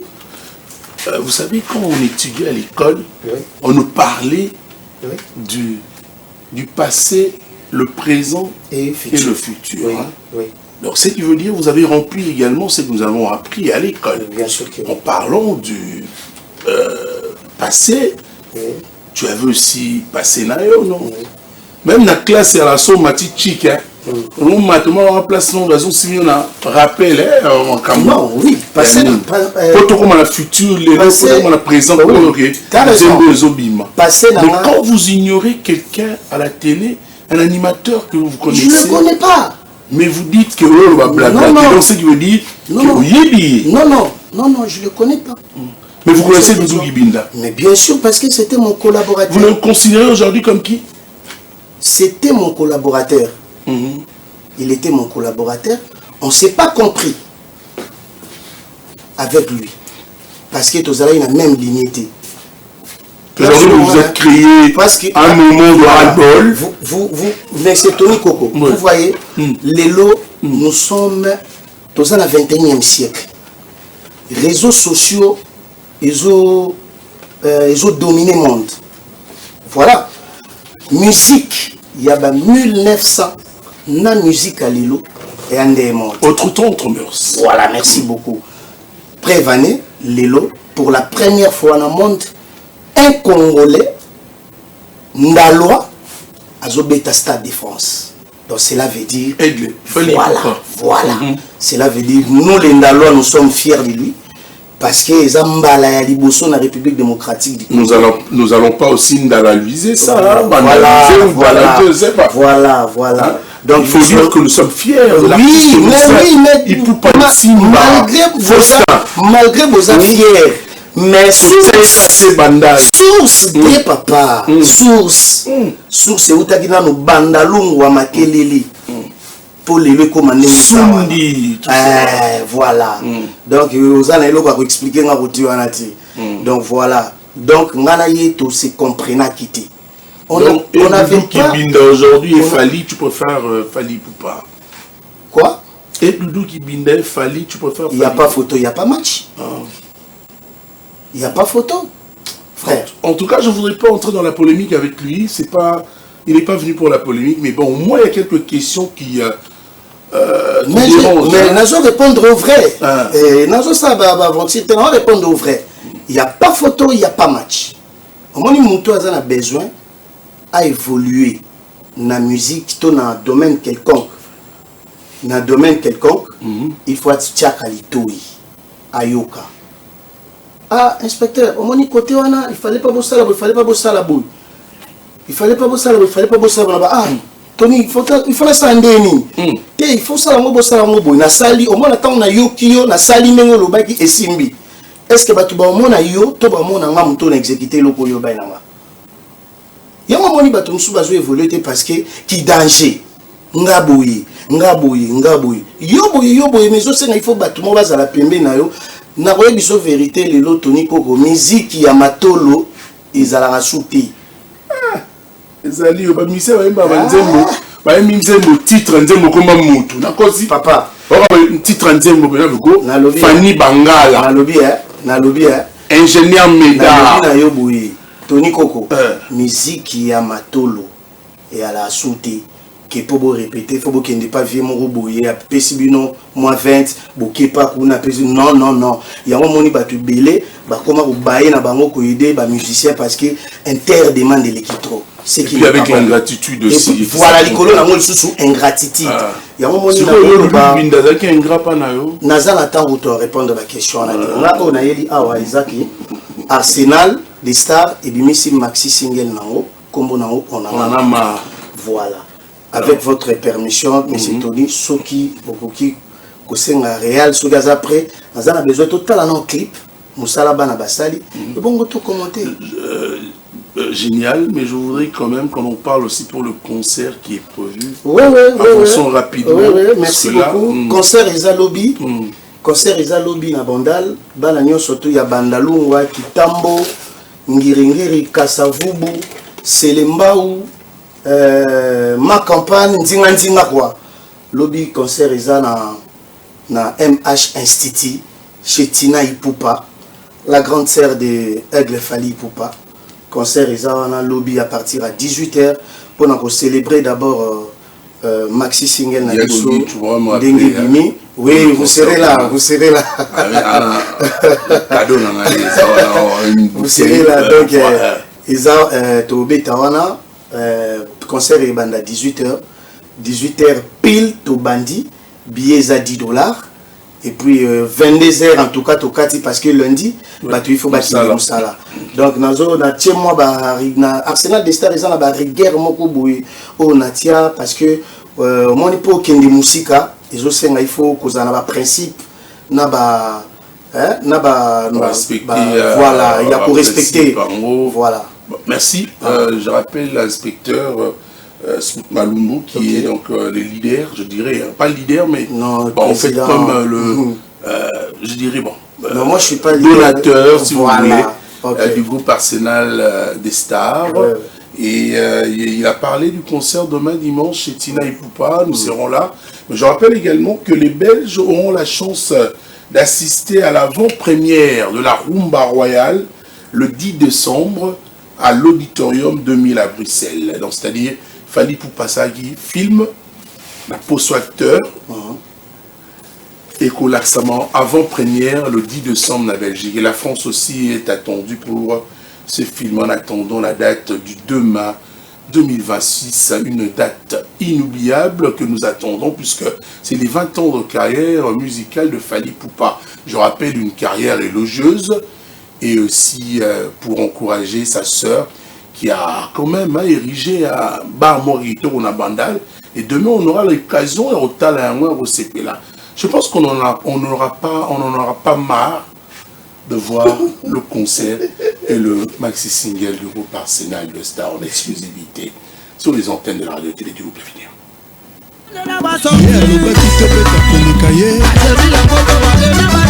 tosala mpe makambo koleka ye Arsenal des stars toye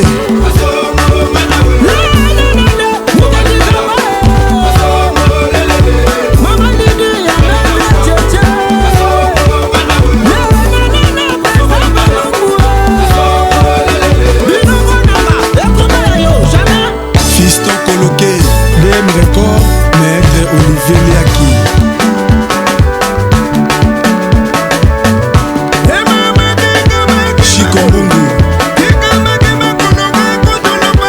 Nene Mastouri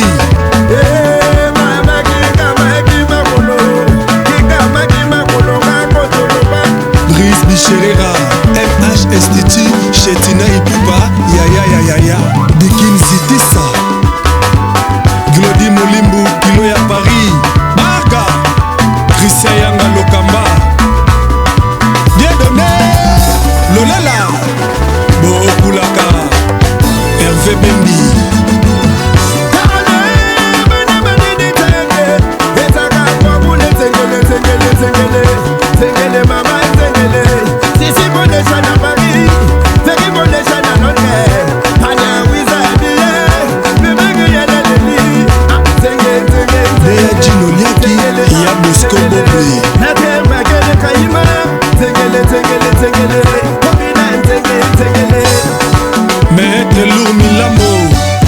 Le CG pour la bosse. Inspecteur Didi Kelokelo, Achille Bakissi. Gisèle Fouille la douce.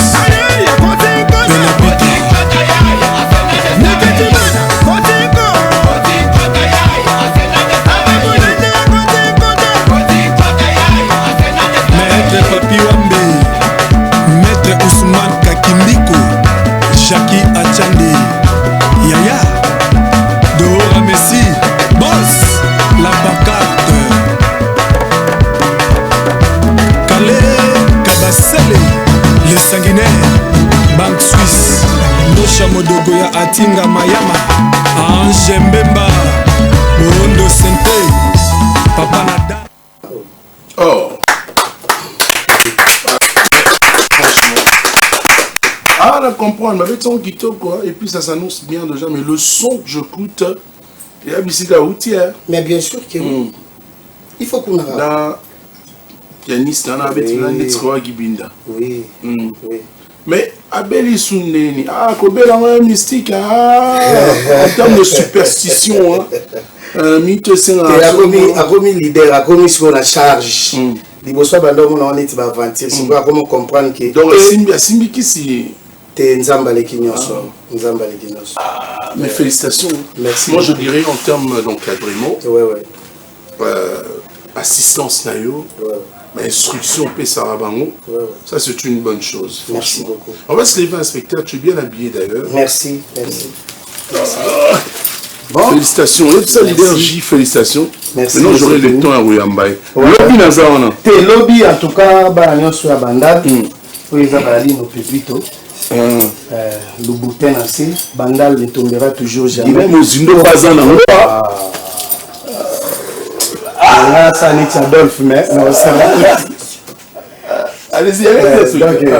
Merci beaucoup. Nabananion surtout, il y a Congo. Merci beaucoup. Nabatunion surtout au Basila qui biso va faire biso confiance. Na minuit, to qui négo télécharger, on en a marre. Ya mwana, musala to sali, ya mwana na miso batu bo somba yango, bo consommer yango parce qu'on a beaucoup dépensé. Mbongo ezonga quand même na autobimisi. Vraiment na ba plateforme nyon surtout bo kende. Lobby concert ezali na rond-point de Verly. Tokutana wana à partir à 18h, tiba 22h. Vraiment monsieur Todiko Kokontwala, merci beaucoup de m'avoir accueilli dans votre plateau. Je vous remercie vraiment. Pas beaucoup de commentaires. Merci beaucoup. D'accord. Merci. C'est un plaisir, bien sûr, de vous recevoir. À demain, hein, on sera là. Donc, merci. Donc déjà, à partir de 15h, on a un bingo. Ah, d'accord. Ok, merci beaucoup. Alors, je voudrais te dire au revoir, Boïta. Il faut la signer au Kindi. D'accord. Excusez. On va quand même annoncer cette bonne nouvelle pour le peuple de Dieu depuis donc le 21 novembre 2025, mesdames et messieurs, le single intitulé Ticket gagnant. Nous avons parlé de ça ici avec Delux Arnaud, fils et filles nous informe également que le ticket gagnant Jésus-Christ, fruit de la collaboration entre le frère Hervé Mute et la sœur NJ Maria, alors est désormais disponible sur toutes les plateformes de téléchargement.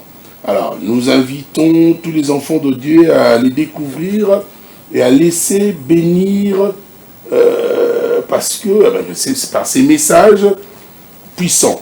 Ticket gagnant, vous le savez, mesdames et messieurs, Jésus-Christ, accessible sur toutes les plateformes de téléchargement. On retrouve le frère Hervé Mute et la sœur MJ Maria, anciennement appelée MG30. On va retrouver donc cet extrait pour votre plaisir et pour dire aussi au revoir à l'inspecteur Smout Balumbu. Félicitations pour Merci. Retour au plateau également à travers cette belle chanson. On retrouve en étroite collaboration. C'est le ticket gagnant Jésus-Christ, hein, vous le savez. Là on retrouve le frère Hervé Mute en étroite collaboration avec la sœur NJ Maria. Et sous nos antennes, je profite de l'occasion pour présenter mes condoléances, puisque mon frère Blaise Kiala, qui est un frère à moi, qui vient pratiquement de perdre son grand frère au nom de Caïs Lolo.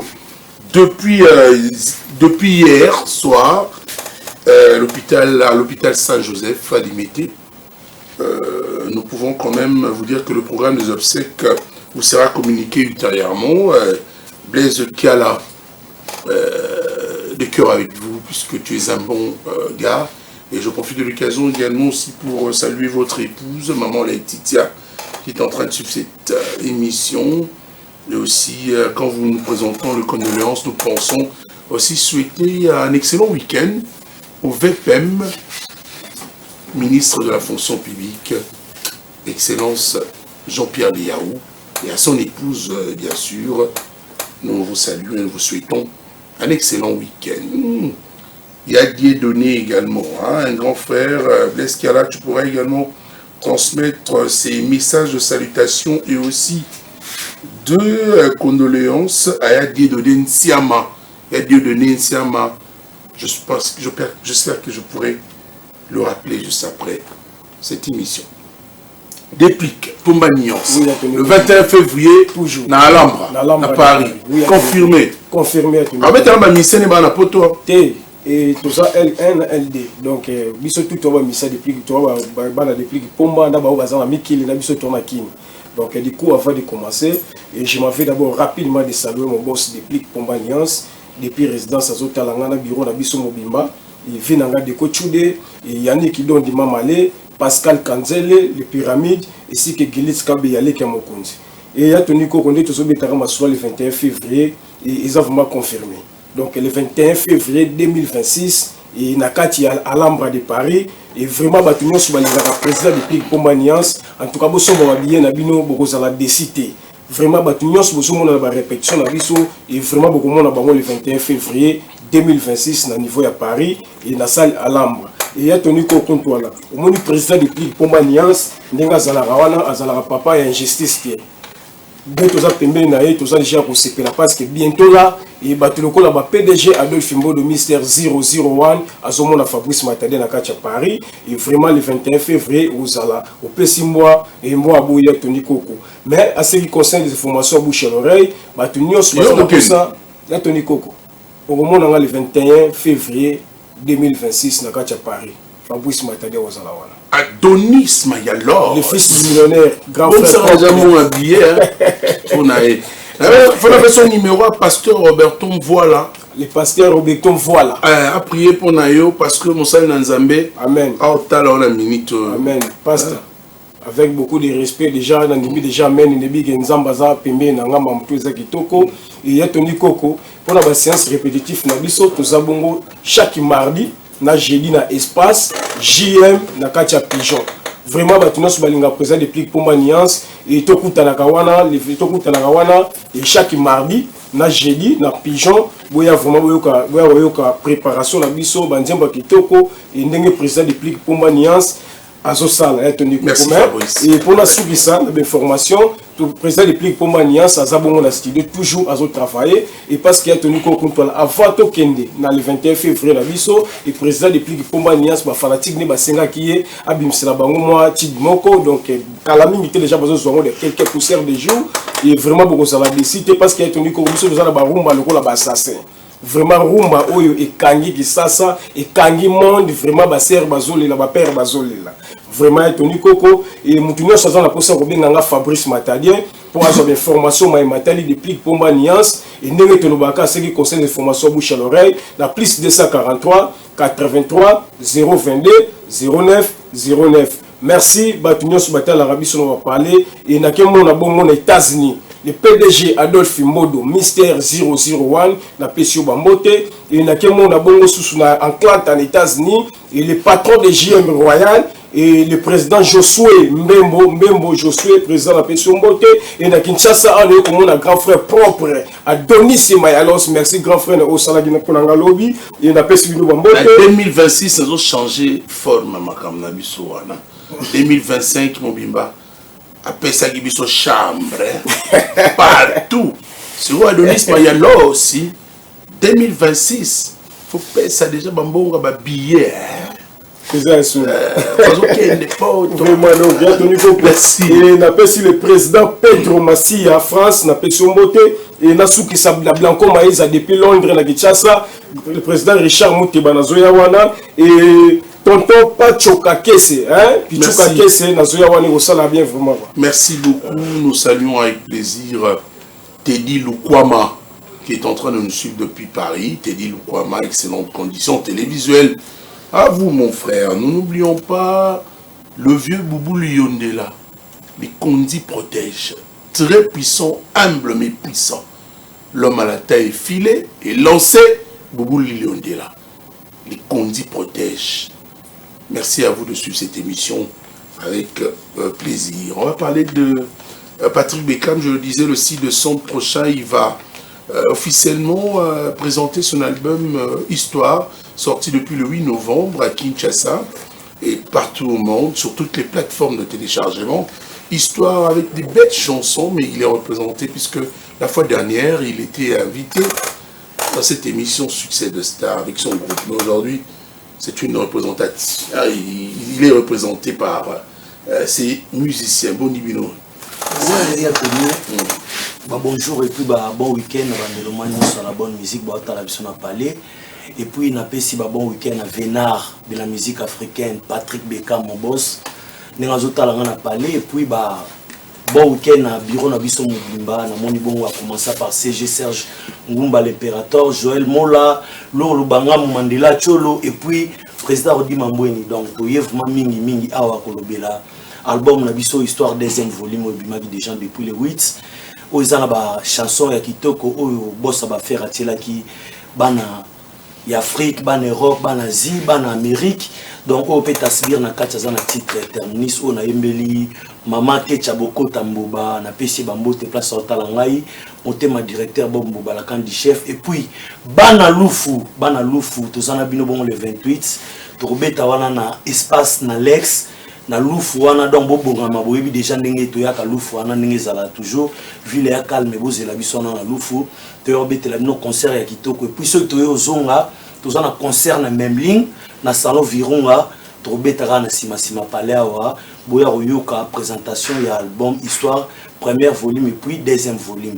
Donc il y a Tony na opesa merci mingivement na l'œil de l'homme Patrick Beckham na Nina Sali Tasbir Lelo a commis mais c'est terminus monde entier ba mesana oyoka na ba vocal mais tour ba yokinga na nzembo ba félicitations ezolanda par-ci par-là. Merci vraiment na yo Patrick Beckham boss na ngai na nyoso sala pona artiste no Tasbir na ebike to na TV ba yoka déjà avant bois terminus des ala toujours quoi. Oui, monte hein. Si toi na satellite Clément satellite la vocal na osal na nzema Rodrigue Matende. Merci beaucoup. Revient RM. Ah ouais. Merci beaucoup. Singa famille na kaka sekata na kate Rodrigue. Oh nazoyoka neti sur la déception. Woli yobenga ipo remplacer nani champion wa don. Joueur à tasa danger. Soki la suis choqué. Babati ko remplacer na moto masusu. Olingi yobenga ipo remplacer nani Papi Sapo. Christian Mondia honorable Freddy Bonzek ya moshi d'abord. Donc merci beaucoup boss Nangai Patrick Beckham l'aide du maître. Mais Tony à part vocal wana nazo remixé patron nanga apesi na pe chanson. Donc Dieu me na volume 2 titre nango Eza Régie des eaux. Donc satellite vraiment ayembi donc na singa na ba fanatique ya la bonne musique do ba pesa biso litoi. Do ba kota vraiment on aura le temps ya ko yoka prochainement. Ah ouais, merci beaucoup donc Régie des eaux Eza wana donc yolo yimba no komba mutu vraiment zo mo eloko na yo. Des titres ça Régie des eaux mais na aimé champion Wadol, les rois de la Rochelle. Mukolo Dzimbo. Balobi non na hôpital babenga minga ndenge nazoyoka boye malaria te eza typhoïde pete stoma nzambe innocent soki champion la touche wata na swenze tansife na kobima isifi kaka moma wembe na matoi na ngango wana na kobika. Merci, on va se lever, nous tous. Na mesana kolinga mbena suki awa pole na komi dangereux. Na mesana kolinga mbena suki awa pole na komi dangereux. bolingo pasi mingi na mitema lelo tolinga na lobi kuna toka bona nasala nini omoni olingi onevalorize nga. Merci. Merci à tous. Félicitations surtout dans le monde. Mais il faut que nous ayons chant à eux pour qu'il ait. Chant à eux terminé. Terminé ça va. Oui, ben non, champion Wadol. Champion Wadol. Merci une beauté. Gonzalo La Rochelle. Toujours merci beaucoup de venir avec plaisir samedi prochain. Ouais, Tony, pour avoir remerciement na bateau tout bati karabisoté nazope sa ba bon week-end na directeur Bombo Balakan di chef monté maman Kecha Boko Tamboba merci na nyoso sala ponanga na moni bongo Alain Mangala boss à cadastre bambo te belé place aux amis Rigel quoi mixage Belier construction ba bon week-end place aux amis na moni bongo lisusu Guy basket si Mobali ya kati atika rale qui n'a été Sedem Noura Kelokelo conseiller Platini Lyon on appelle sur bambote na moni bongo Newman Souki di bambote belé place na yo ingénieur Jean-Paul Champagne. Oui, merci vraiment, merci à Tony donc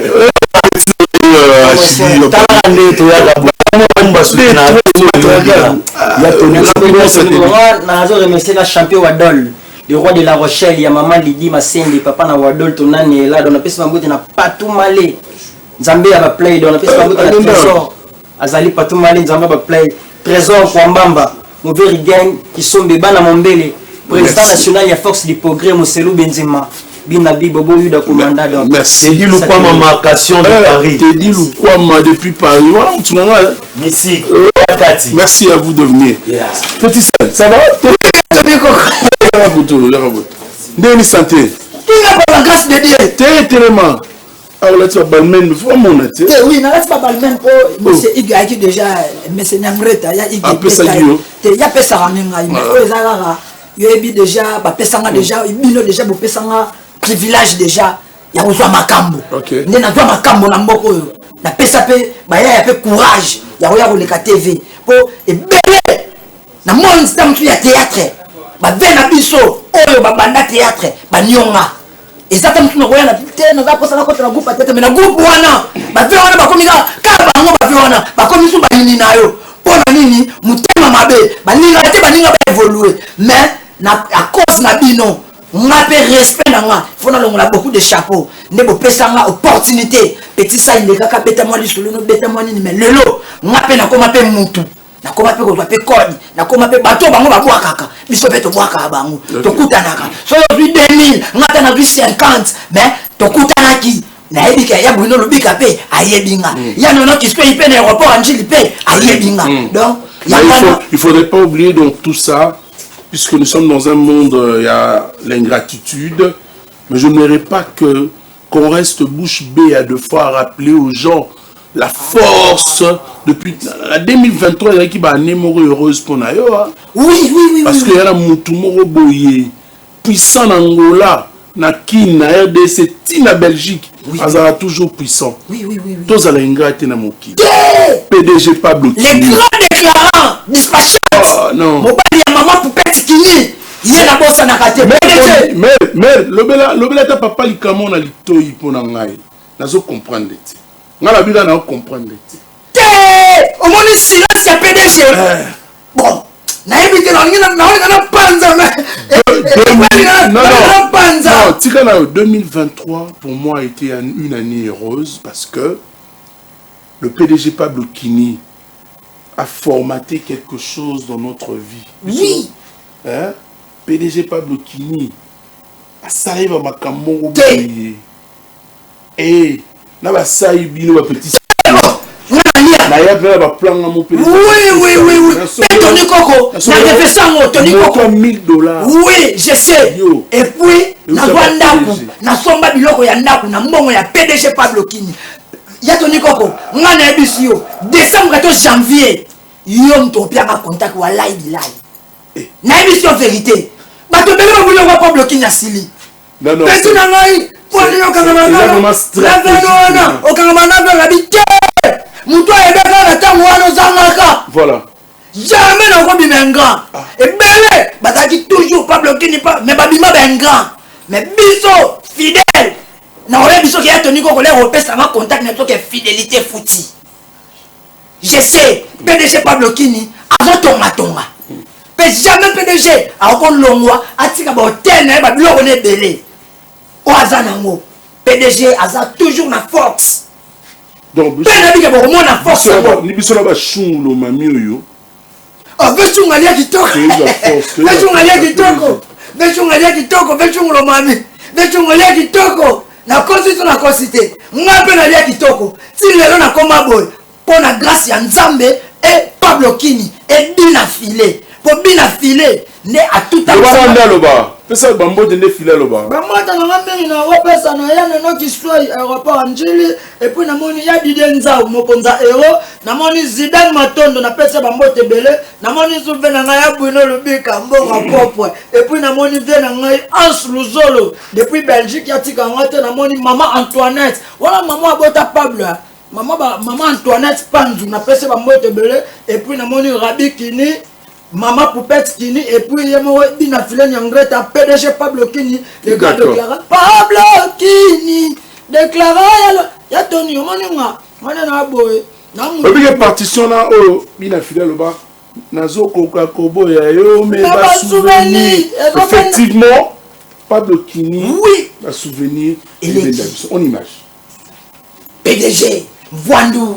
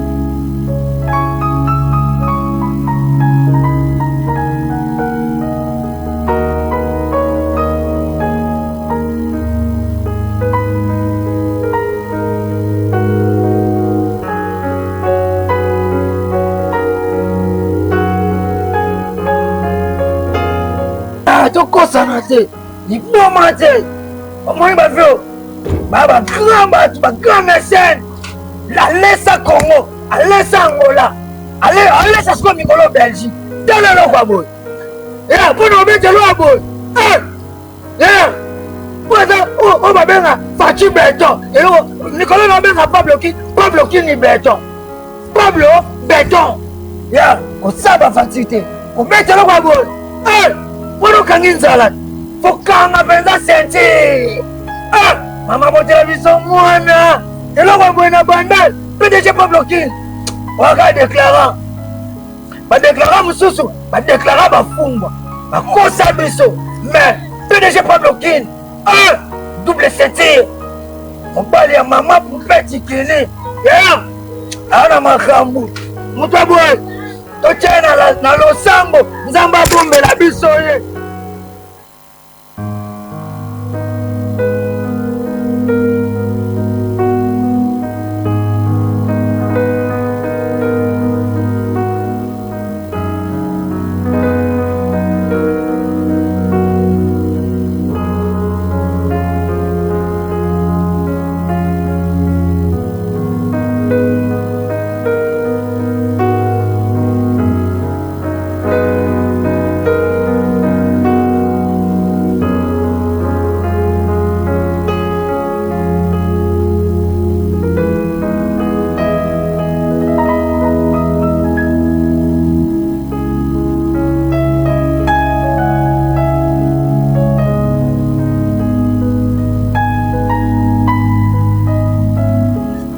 Ingénieur c'est beau la confiance au boss au PCB ce qu'on a le salaire courant et on moins déjà autre et ça et s'il déjà donc c'est peine le logo c'est le en la bande donc batu balobi que le pont est déjà bien mais mutu o a coaché à fait que avec comme ça na ndenga tala éviter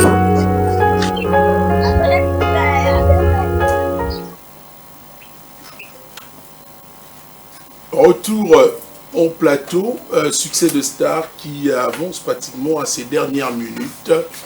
Cette image est une image de montrer comment un mécène culturel est en train de chercher à mettre également un musicien peu Nanini Mokwa bien.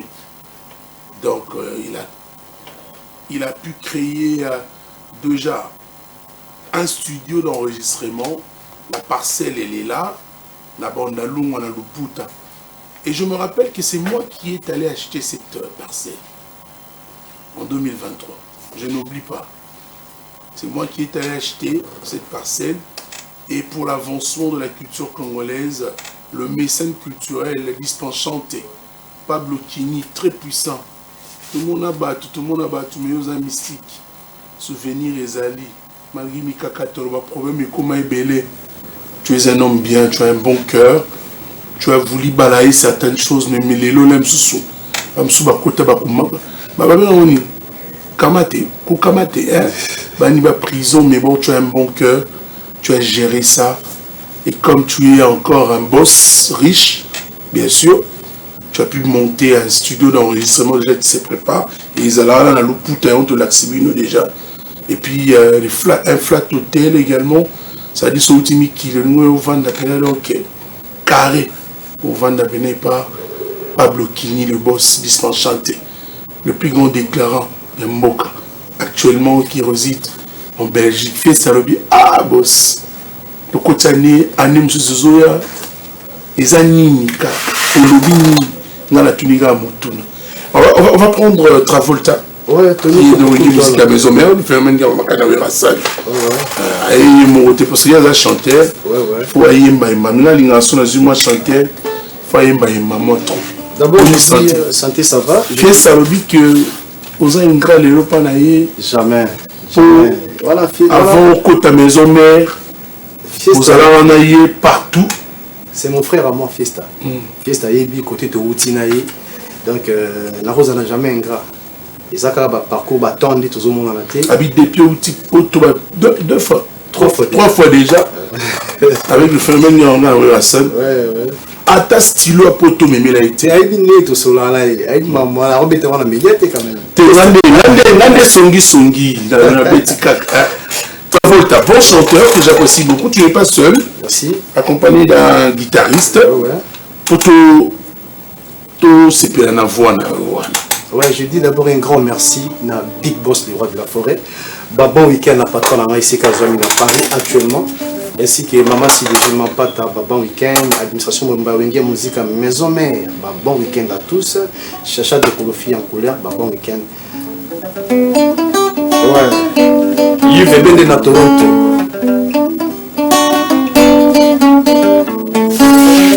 La ligne la boutou, chérie, dongi na miso te chérie jour. Sopungite olinanga onilelonga nazuluke madimbwana na bukaingi nazangiyo maninetunga nafiningwa kushedie nasilistika teneso ya byose na kitase epaya pangina banga mimoyo zebiteo natulibugana motoyibinzana nayo epayo soto dema sangia et pourtant ton message qui chaque jour on t'a qui peut te mal passer en lay nous avons pas mal de maman bijou gangi mortel bijou mal puta maman aussi pas maman ni dans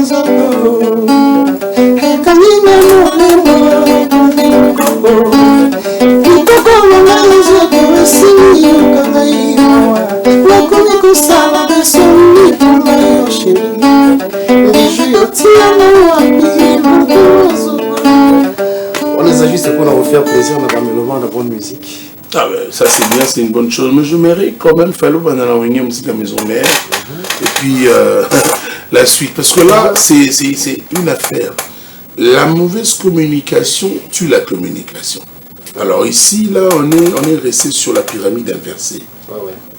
au banda la maison mais après bon voilà ça choix na yo qui n'a besoin de moi un peu ça dit makasi déjà on a les chansons à Papa Noël on a ses référents donc puis à son âme taimba na papa na biso Carlito là ça vraiment dans ça wingi donc les a début na pesika fleur mais na ebi que dans un wingi quand tu chantes les gens disent que Wemba doit faire rigoler tu acceptes bon on a dit qu'on peut pas maillot mais ça peut m'habiter et ça on a tout bien sur le plan parce que faire rigoler pas na ngaya pas maillot avec chanter maintenant on va le monter bon là qui on croit pas maillot là na bika na imba nanga ndenge na imba na misana et au moment il na bandé na chanson là pour la sa identité quoi.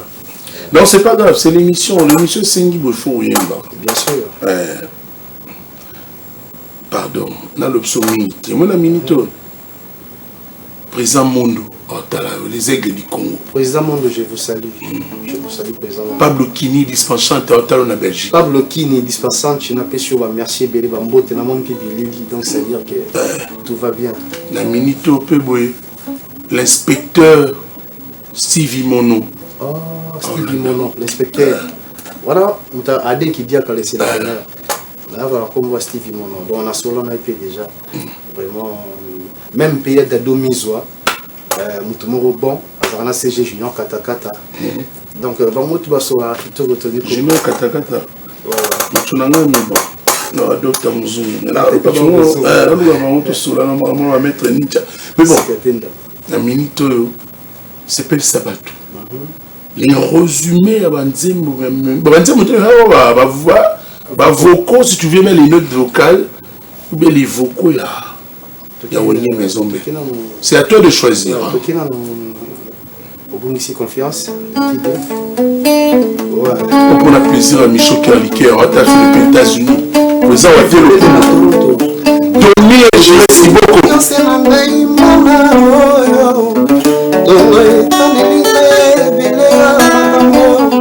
lokola yokei yo pepesa sango fote na ngai te fote na yo moko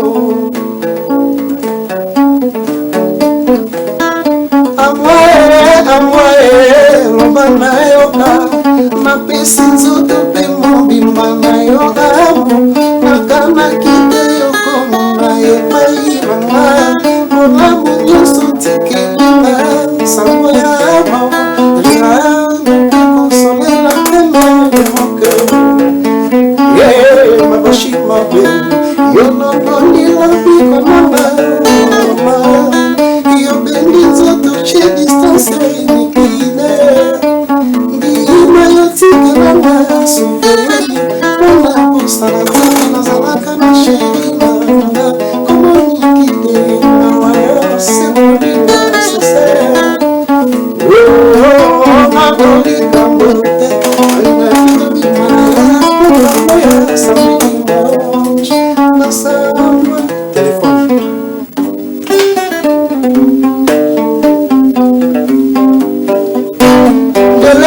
pesaki na okozonga lado esali to élargi mikanda okomelaka ngai esalaka toujours expédité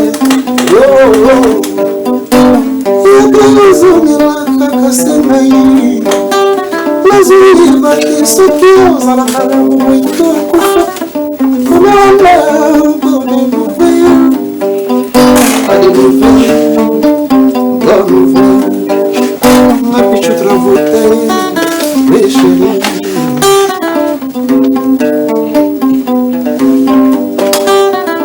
okokaki okokisa sanza mobimba te soki okomelanga wanamu soki obengaka ngai defmangani me namoni okokisi mpona mobimba mandamu mwanango namoni obandi na sika omona yo nani mwanango oyo na misi yo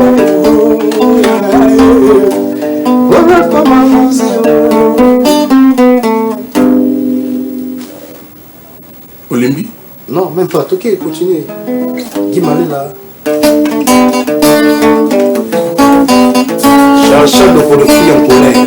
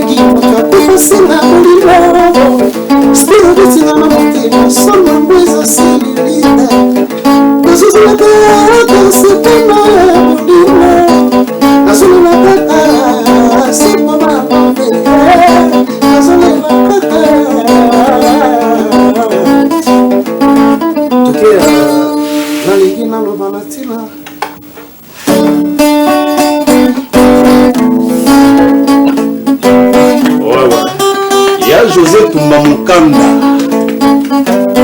Lingi na lubana tina libala kimwenda Lingi tuku mwana kai Akolinga kama bali soki ya mwani na moselo Mlanini kutu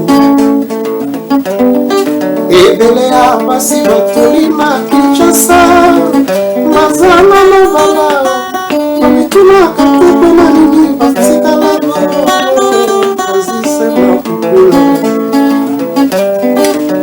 La panzambe bagende kitona kwa Osama na banza Esanga mabali Kama panda na ye Kinose kwe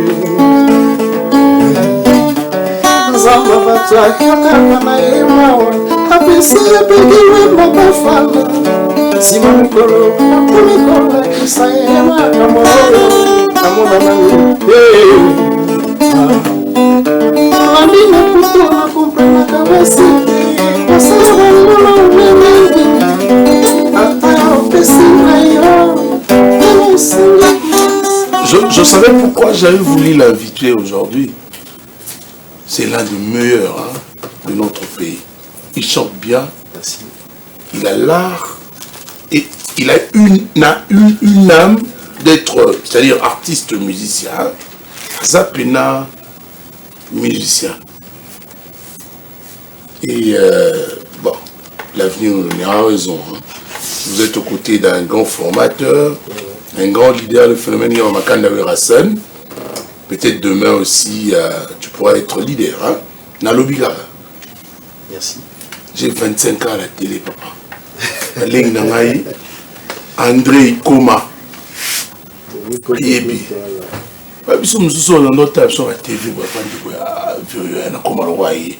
Nous autres aussi, nous étions en train de faire, de regarder ma vie. Moi, j'ai regardé problème Kenji. Je disais, mais problème Kenji, Simba Gouana, TV,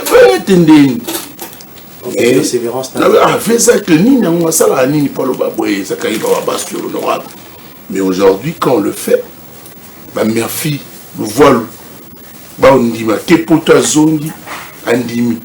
Maman, j'en suis peu bon voyage naé, quoi qu'il Mikili. Rachida Koussara, Zoli a été, mais Zoli a pas mère. J'en suis. Ça va, bravo. Merci. Merci. Et puis, Nengo Kibamiki, Naventono, qui matin, ça c'est bien. Merci. La minute où on s'appelle si va te bêler Travolta. On va se séparer avec toi, oui, on peut ça d'ambote, monsieur comme Nasuka. Il a fait sa mbote na Singa Bilamba, Pakemo, Hugues Bagdad. Voilà Mutuna. Ah, maître Zoza. Au moins, Mutuna Bagdad. Singabilamba. Ah, Mutuna. Amigo, non, comprendre yoter. Pourquoi si la tête jamais. Bon, on va dire aussi que Tolia qui te sépile, va misuni musu te traîne à parler. Mais on a parlé. Mikolo soit bien pour sortir misuni. Quand je parle de misuni, ni on sauve la ligne misuni. Non, mais moi la chambre froide mon frère. Et pas tout le monde voyait comment on est là, mon amour la banque. Alors kufa arrêté. Micho fa kumputu. Donc il faut kufa na poto. Micho fa kumputu et tout les misuni si la tête ça ils sont ma bé. Les lois ce soir la mettre aux avec ta tour en chambre froide wana. Soit sous misuni wana. Micho fa kumputu. Allez. Avant on arrive à la fin, tu vois, c'est l'heure. Hein. Ouais, juste après moi, il y a un programme encore spécial. C'est le journal, tu vois. Mais ça n'empêche qu'on appelle ça programme. Allez-y, allez-y. Déjà, tous en Kachakini. Le Bobé, tu as les 30 novembre. L'activité na Busso, Big Boss, le roi de la forêt, a séjourné à Paris en ce moment. Juste pour la studio, Mickey Poisonga, pour continuer le boulot. Nous allons le 30 novembre à les millionnaires.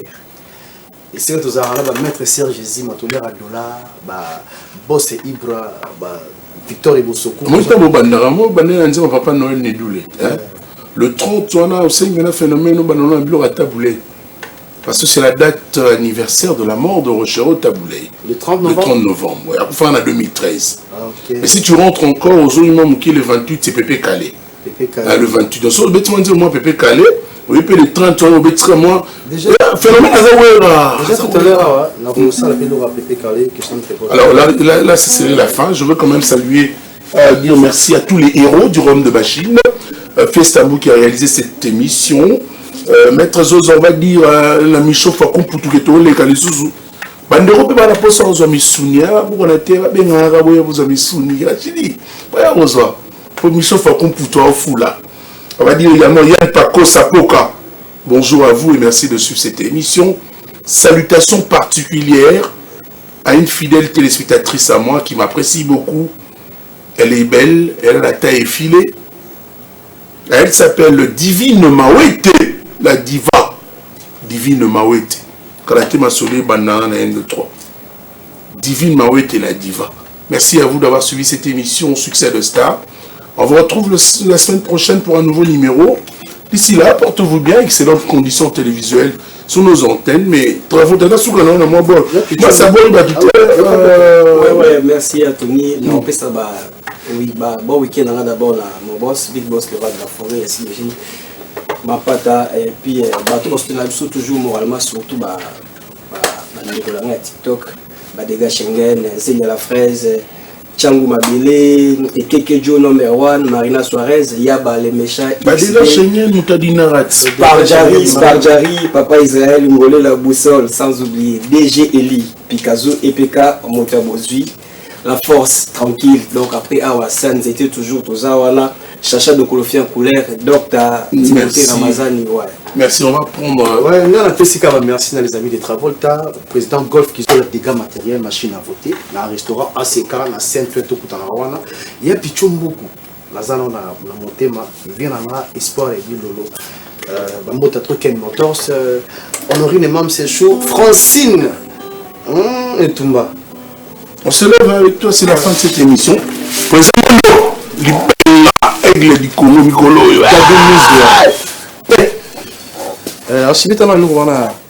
C'est la fin de cette émission.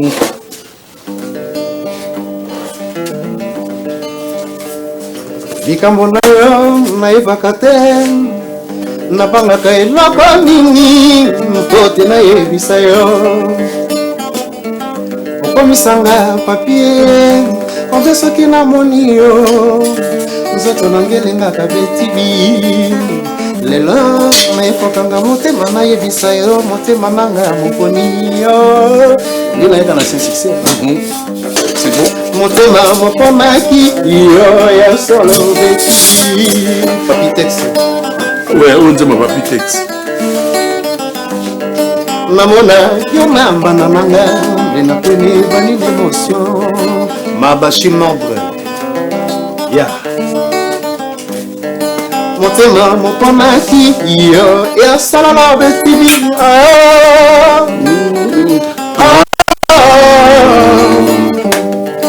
namona ye na mobali mosusu nde naponi ebani d'émotion melisa